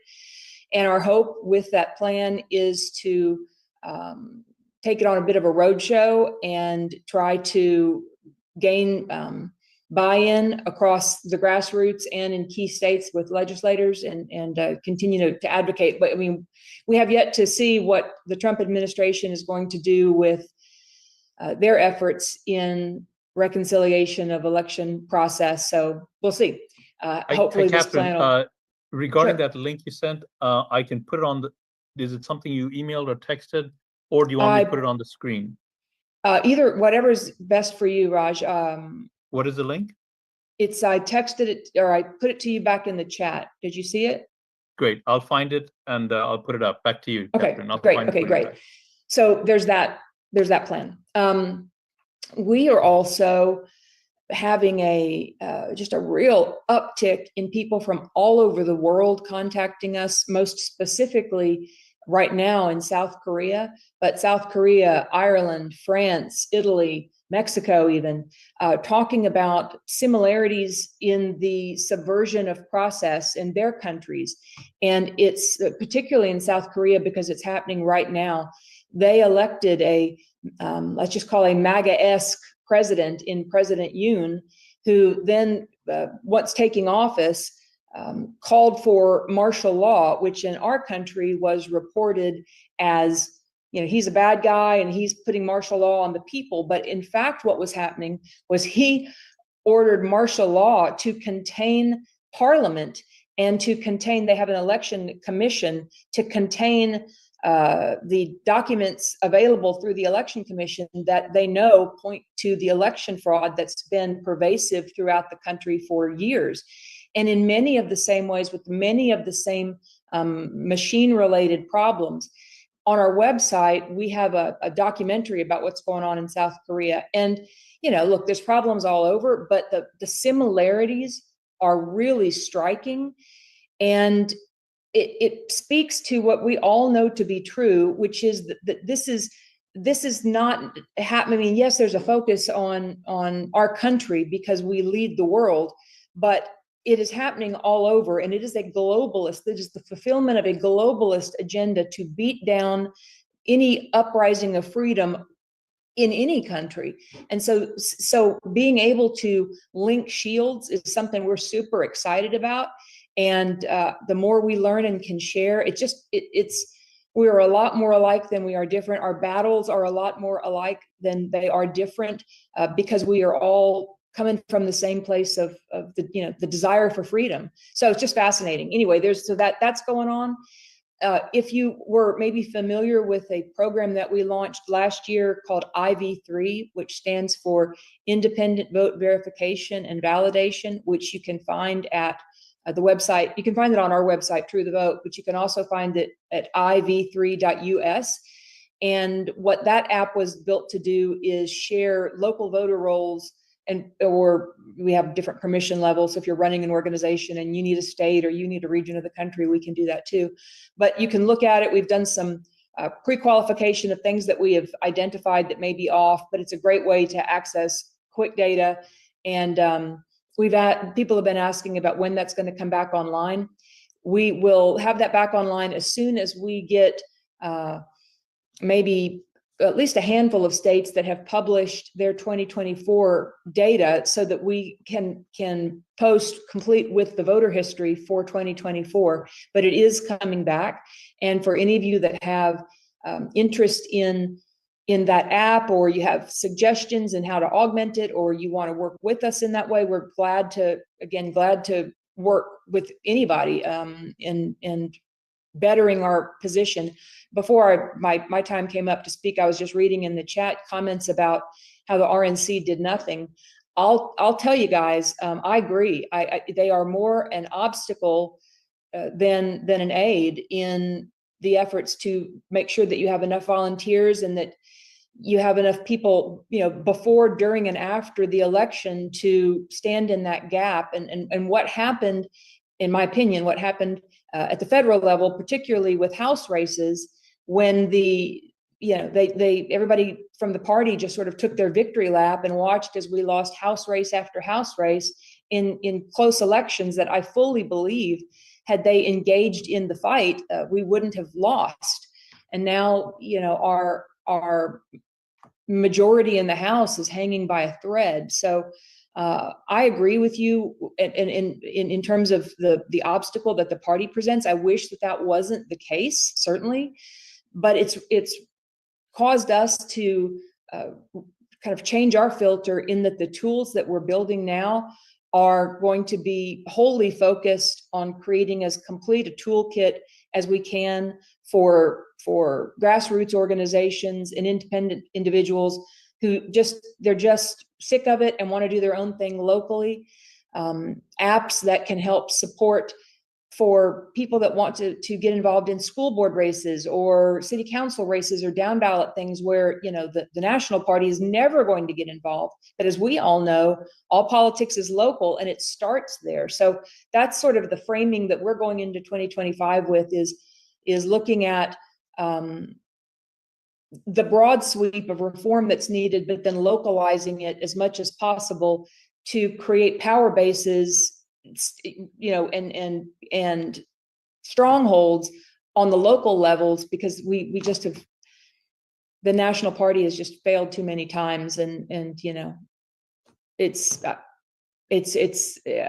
just don't see a change coming, sadly. They're going to do what they're going to do, but there still has to be the contingent of people that will roll up their sleeves and get the job done. So, and then the last thing I'll share with you is we are involved in yet another overturning of yet another election, also in the state of Georgia. One we did a few months ago that I shared with all of you also was in Georgia. But what's happening, and it may be of interest, is that these are close elections, and this one we're working on right now, it's a state house race. The candidates are separated by 48 votes. But what's interesting is that when you look at the granularity of the election, what you begin to see is that the maps were wrong. And it was true in the other election earlier this year that we helped overturn. The maps were wrong. And so in that particular case, they had districted in an apartment complex that shouldn't have been included, and it screwed up the vote count. Same thing is happening with this race. So as you guys are getting involved in looking at overturning elections, or just broadly what happens in any given election, I would suggest include looking at the perimeters of your district lines and comparing that against the voter rolls to see if the districting is proper, because we found two elections. I don't want to get ahead of myself, but I think both of them, certainly the first one, which has already happened, but the one that's being worked on right now, looks like it's going to be overturned just on the basis of bad maps. And that's a whole new area, at least for us, a whole new area that we are really, picking over with the fine tooth comb now. And close elections, you should always look at those maps and the perimeters and making sure the voter profile is properly districted. So that's my report from the field. Catherine, so a lot of people are asking for that link that you mentioned. I have looked everywhere. Is it possible for you to put the link back in the chat or text it to me, and I'll make sure it gets to the folks? Yeah, I will put it. Okay, I'm putting it here, but then also, Catherine, we have Canada on the line. They're texting me. They would like your information in the chat. We want to thank Dale Richardson, who's in Canada, who's streaming this all over Canada. We are in 89 different countries, so your voice is going to many, many countries, and I know you're out in many countries. So please share that with us when people contact you, so we can get them on. That's fantastic. And I was actually just on the phone, oddly enough, with some folks out of Canada just before this call. So I'd love to make the connection, and I'm becoming more aware of what's happening there in Canada. And your rules are clearly different, but gosh, your voter rolls. Let's talk. And so that's the plan. And it's like 40 some pages and way too long. And you can see in each of the sections, there's an area there that you can send in. You can just hit it and it goes to an email if you have feedback. But there may need to be an adjustment in the 10. I value the feedback of everybody here. If you see something that's been missed or among the points, maybe the point is accurate, but the detail that supports it could be augmented, please let us know, and we'll be quick to make those changes. These are just things that we've believed for a long time, and sadly, not a whole lot has changed since I started with all of this back in 2009. It's stayed the same or gotten worse. The only thing I can point to that is better now than it was is that more Americans are awake. And really, that's the key to making all the difference. So, thank you very much. And today we got a special guest. I don't give up my seat too often, but to the head of the Super Bowl here, and he's going to tell you about what he's doing. Ohio Brett has come down from Ohio just to be here today and be here in person. So let's welcome Ohio Brett. Unfortunately, I got to give him my seat, so we'll see you in a little while. And Ohio's coming on.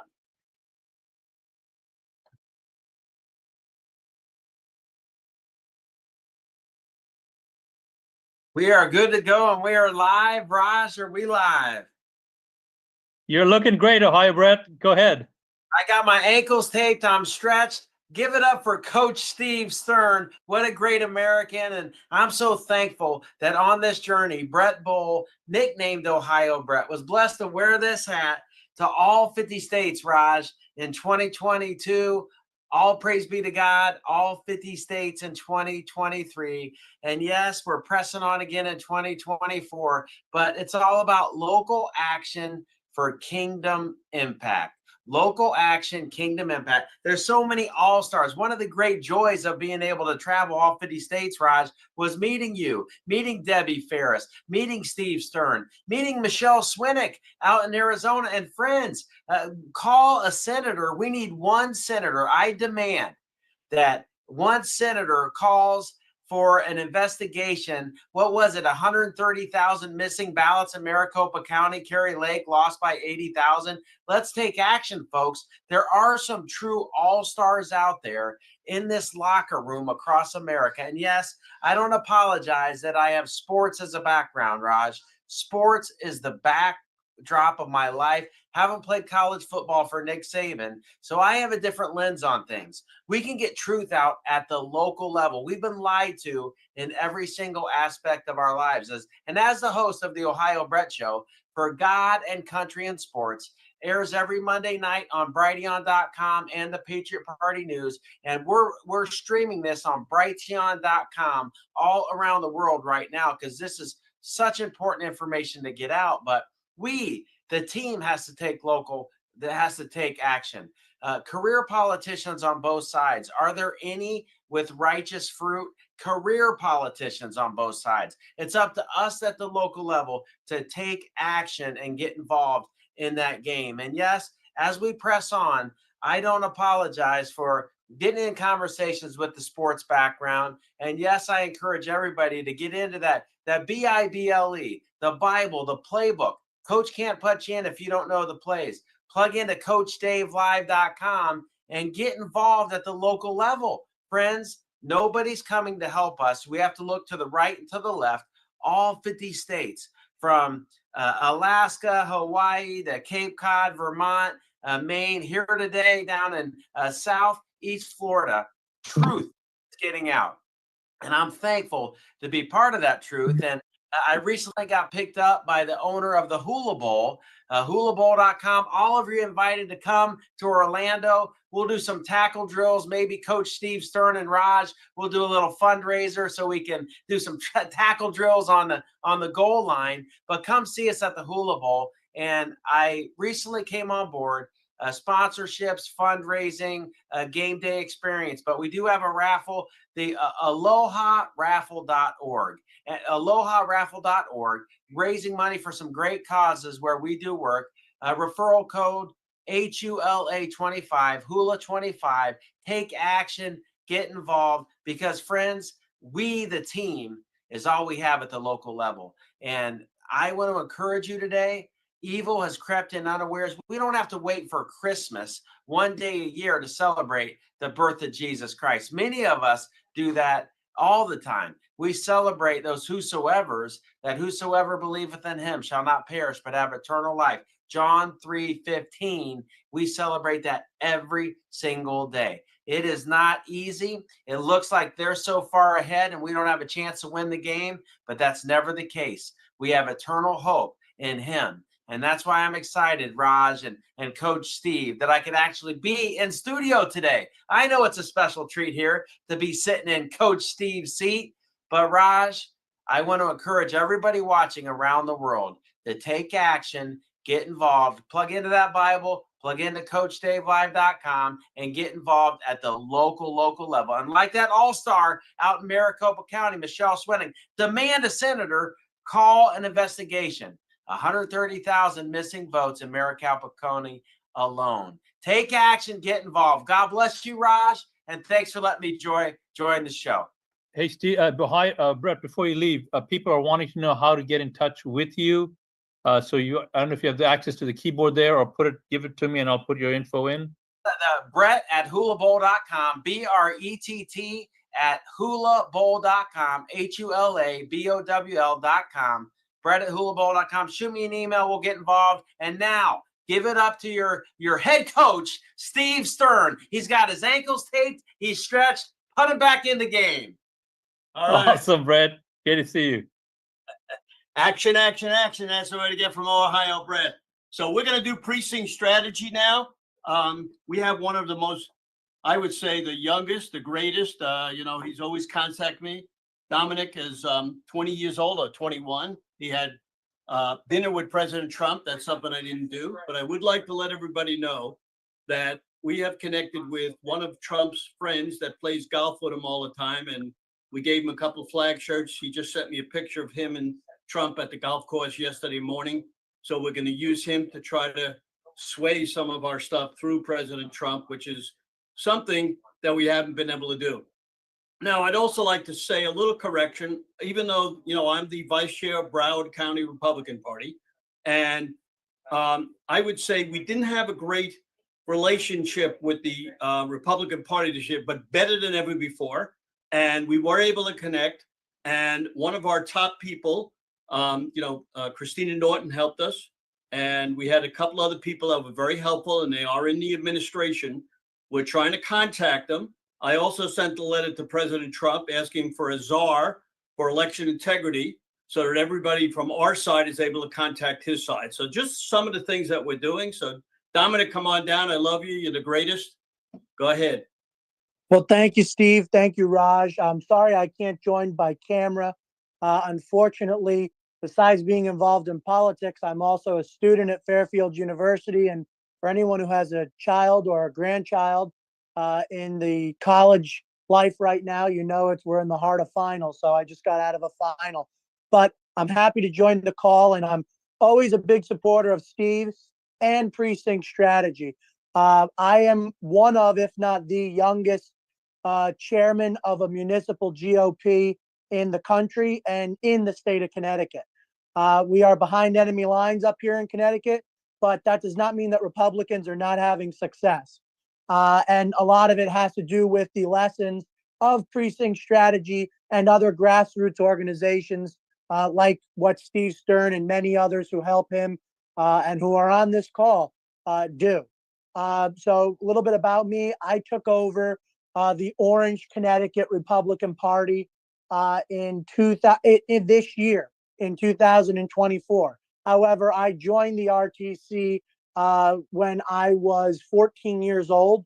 I was the youngest member. I was a junior member for many years, and then once you could vote, then you became a regular member. So I have quite the time in, even though I'm young. And I've moved up through the ranks. And when I got into our GOP here in Orange, I saw a lot of the problems. And Catherine Engelbrecht, who's amazing, and it's an honor to be on a call with her.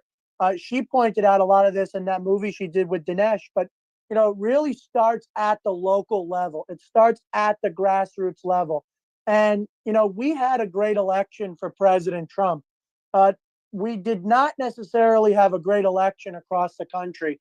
Certainly not in the state of Connecticut, where you take a look at New York and you take a look at New Jersey, two of our neighboring states in the tri-state area. They had good elections. Yes, there were problems, and no, the Republicans didn't sweep the state. But considering how blue that state has been, and I have friends in both states, Elizabeth Nader, Bill Spadia in New Jersey, and Paul Ingrassa and Lee Zeldin in New York. When you take a look at the movement that those individuals have been able to procure at the grassroots level, the states definitely are doing a better job. In Connecticut, we didn't have that happen. And a lot of the problems that you're seeing in these states are weak Republicans. And that's been one of my biggest things in conjunction with precinct strategy. And my message to everyone today is Donald Trump, thankfully, in however many days, I believe it's less than 40 now, is going to be assuming office. So the federal government is going to be hopefully starting to fix itself. We could have had bigger margins in the Senate and in the House, but for the most part, we got what we wanted given the circumstances.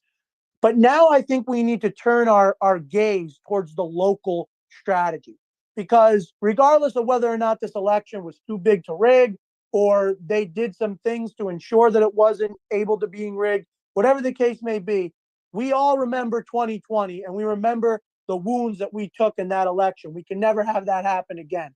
So I would encourage everyone to do like what I did, get involved at your local level. There should be some sort of a ability to reach out to your local town official, whether it be a first selectman, a mayor, a board of selectmen, or a city council. They should have the information. I'm sure many of you who are on this call are probably already a member of those. For those of you who are, my recommendation would be 2025 is a major municipal year. Use this as a time to organize the Republicans in your town committee. I currently am having some difficulty on boards of education where Republicans who have been elected since I was in the school as a student, they are just voting like Democrats because they're very weak Republicans. And we're in the process now of using the 2025 cycle to root out the corruption on the local level and root out the weak Republicans on the local level. Because ultimately what we want to do is we want to put ourselves in a position where every year is an election year and every year you can make better improvements. Just to briefly wrap this up, I would say that, what I've done in a couple of months, which really isn't just me, I assembled a really good team. First thing I did when I took over is I established at the local level an election integrity task force. It's comprised of a lawyer, of an accountant, and of a former town clerk. And we have that task force going. We also have a fundraising task force. and we have a member engagement voter outreach task force. Those 3 task forces have been given benchmarks that we set from the executive committee, and they've been actively meeting them. So, we can totally supplement the national reach that has been done, but we got to focus on the local level because that is where they are going. They're very coordinated, these people in the Democrat Party. They use their strategy is to target one little board, one little committee, as small as it could be. And that you give them an inch, they take a mile, and we can't let that happen.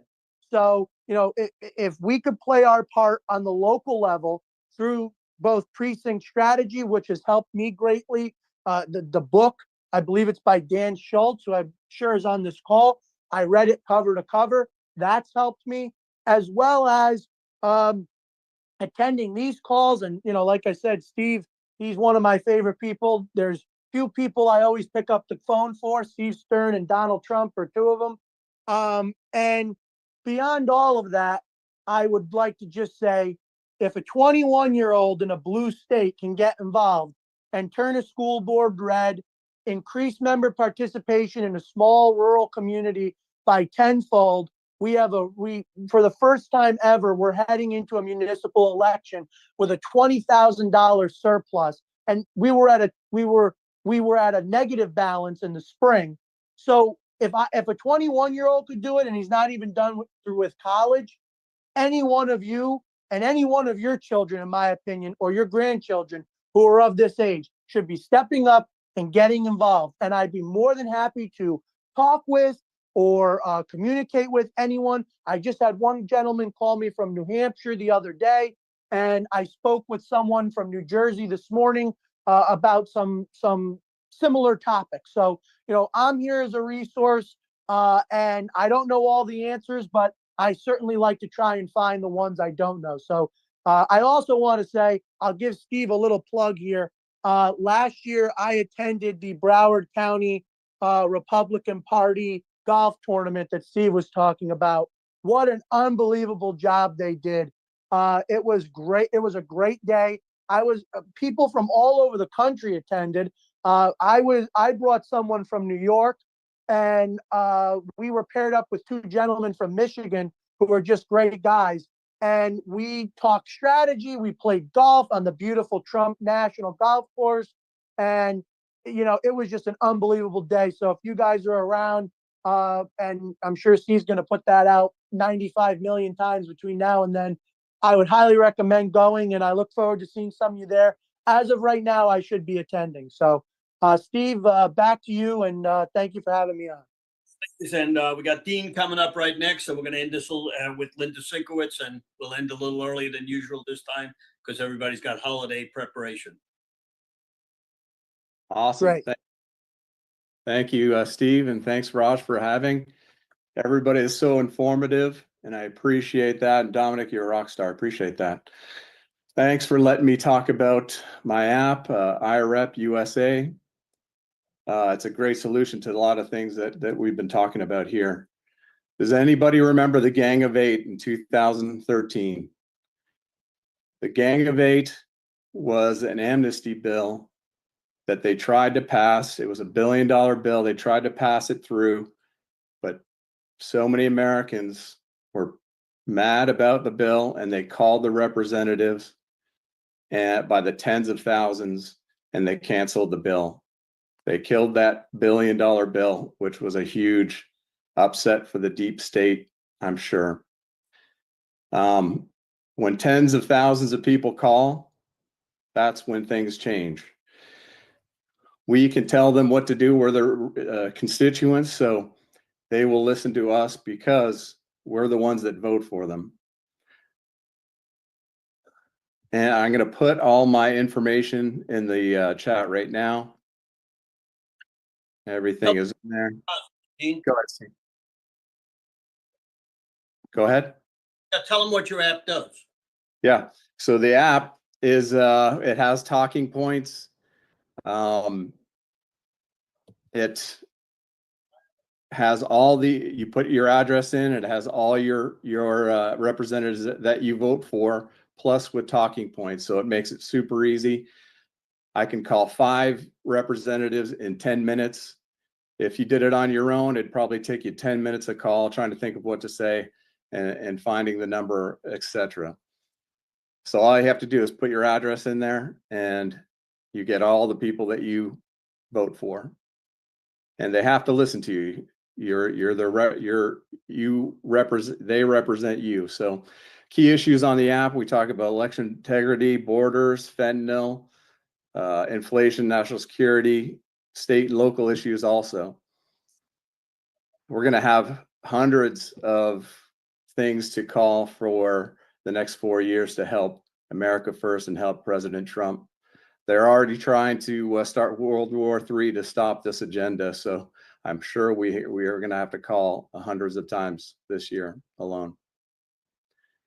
The importance of pressure and accountability.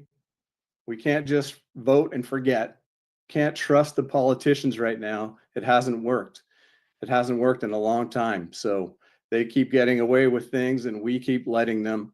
But if we call them, put pressure on them, that's a revolution for us. Tens of thousands of people call. They will have to listen to that public pressure. What is our recourse if they do vote against the American people? Do we wait for an election? No. We have to call them and we have to pressure them and hold them accountable for everything they do. How do they get your app? Yeah, the app's on both stores, the Apple Store and the Android store. It's easy. Just go down there and download it. 7-day free trial, so you can check it out and see what it's all about before purchasing. What is the name of the app? What is the name of the app, please? IREP USA, IREP-USA. Raj, can you put it up?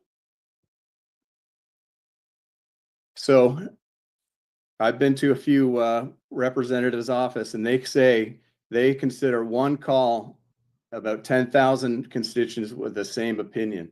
So one call is a huge thing, but they won't do anything unless they get 100 calls a day or 100 calls a week, and that's when they'll start realizing that the constituents are mad about election integrity. We can call about the Maricopa County to make sure that they do a check of the election.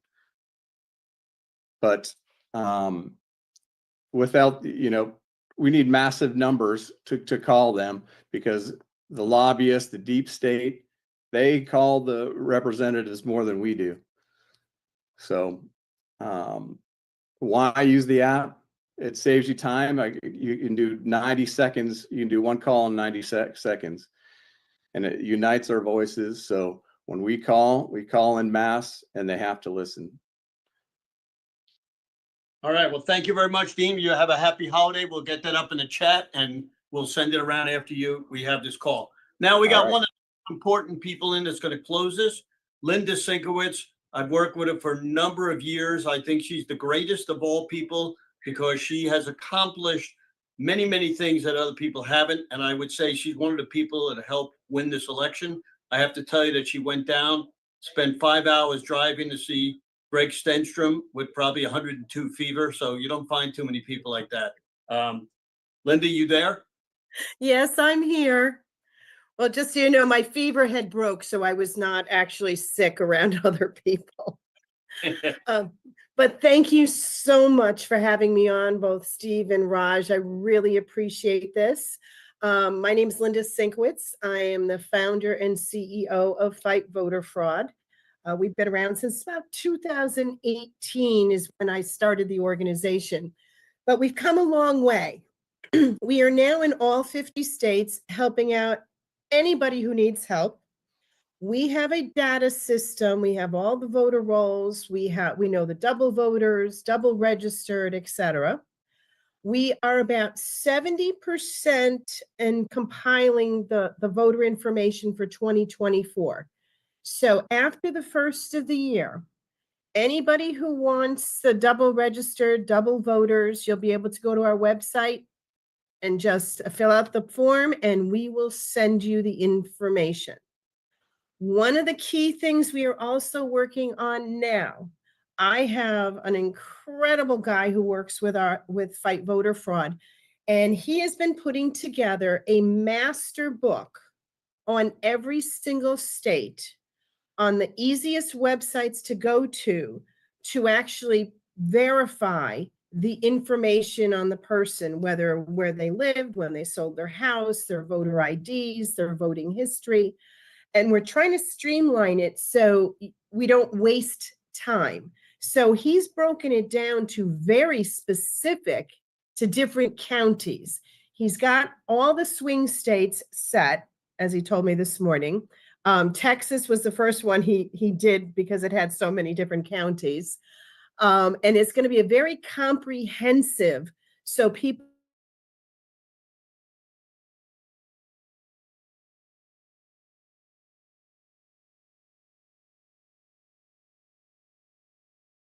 we hopefully will have that available sometime the first or second week of January. We will put it up on the website so you can download. This meeting is being recorded. Training. We'll have different training sessions every single week. We want to help as many people as possible as far as getting the double voters and getting the double registered off the voter rolls.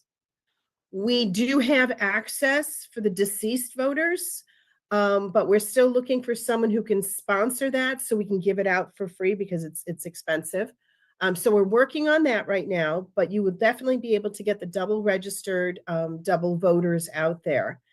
So if anybody needs any help or wants any information on stuff, or if you have some data you want an analysis done, we are also doing that for people and doing the analysis and sending it back to you. Fani had sent us some information and we did the data analysis on what he had for Michigan and Ohio and Tennessee. Like I said, we just want to help as many people as possible. So our website is fightvoterfraud.org.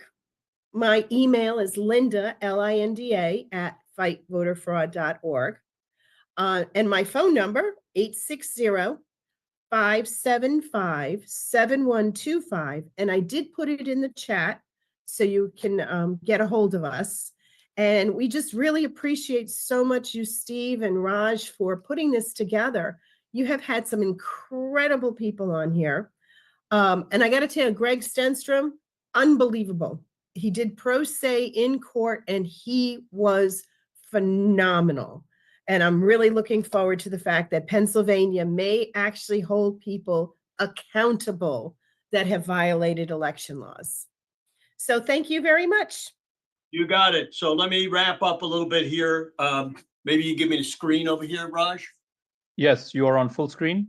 All right. So I'm asking everybody to go to Stern American on X and sign up, like me or however you come on. I'm not a guy for all that type stuff, but anyway, for a Christmas present, just go to Stern American on X. Go to Stern American Rumble. You'll see what we're doing. I can tell you right now that we have surpassed our 7 million people that have listened last time. Could be up about 8 or 9 million. The next one that's going to be in January, we're hoping for over 10 million. What that does is it brings all our podcasters together, and those podcasters will be introduced to each other. I have introduced many people to each other that never knew they existed. It's a communication thing. And the reason why we won this election is because we had 200,000 poll watchers and poll workers. I have to thank the Republican Party and all the people that did it. We had 100,000 last election. Next Zoom call, we're going to have somebody on that's going to talk about who prints the ballots. Nobody talks about that. You know, we have everybody on, but you know that we saw 3 trucks in Wisconsin come out with trailer loads of ballots. Well, somebody printed those. And we got to get a hold of President Trump to get in touch with the people that actually print the ballots, because it doesn't make any difference if you have hand ballots or machine ballots. If somebody's printing 1 million and you need 800,000, where did those 200,000 go? So we're investigating everything. We need more people to speak. If you have somebody in some of these states, North Carolina, South Carolina, North Dakota, South Dakota, let's try to get them on so you learn what's going on in each state. Again, I want to thank Cloud Hub, Patriot TV, Lindell TV, The War Room, Melissa Redpill, Dan Smergiglio. I'm sorry, I can't pronounce it great, but he's one of our top people. He's got huge amount of people on his radio show, 89 counties, maybe more. Yournews.com, we don't even know how many people he's got on because they don't know. TotalNews.com in San Diego. And many, many other people from my organization, because to put this out takes a lot of effort. We spent the last 36 hours just contacting our podcasters. They're up to 135. We hope to have 200. And, you know, it's hard to get them to cooperate. Everybody's got something to do. So I want to thank everybody who's listening, who came on. And also, please go to theflagshirt.com. So, you know, I gave the business mostly to my son. So www.theflagshirt.com. We have a lot of new things that came in. We had a trailer that took 4 months to come in here. Just got in here last week, and we got a lot of new gifts for Christmas. I'm wearing one of our top shirts, and I will be doing a whole thing for Patriot TV, where we're going to be doing a whole show and showing everything that we have, from shoes to socks to everything. So again, everybody, happy holidays. It's been a pleasure doing this. I'm actually going to be taking off, going to California. I'm going to Orange to see if we can win the next election and find out what the heck's going on there. Raj, it's all up to you. You close it out and give them whatever information you need to do. And So my friends, yes, thank you, Steve. And I want to just again thank, and I'd love all of you to also express your gratitude and thanks to Steve Stern and the employees there at Flag Shirt. This Zoom call doesn't have any employees. If this Zoom call tying all those people together, millions of people, is being done by private individuals, the people that are putting together. So Flag Shirt is actually the power behind all of those messages coming out. So you can see right there, flagshirt.com. Massive, massive amount of work for weeks and weeks and weeks that Steve is doing. So please help us keep this growing and spread it out. Very, very easy right now. Just go to the Flag Shirt and get an amazing Christmas gift for you and other people in your family. There's still time to order it right now. I think if you move really quickly, you'll still get it before Christmas, but you gotta move now. And my friends, what a great thing to wear on Christmas Day than one of these shirts. So it's going to be, so please take advantage of that. Also, again, the next call that we're having again is going to be January 8th, which is a Wednesday, January 8th, which is a Wednesday.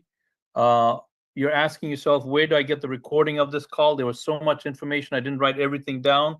Very, very simple. Just go to sternamerican.com, click on the Rumble channel link at the bottom, click on the live feed, and this and other calls will be there. And if you are watching this, especially if you're watching this on one of the many streaming partners, and you'd like to get information directly to get to this Zoom call where you can participate in the chat, you can do that by just texting the word elections right there to 91776. Have a Merry Christmas and look forward to seeing you next year. Thank you, my friends. Good night. Good night. Good night.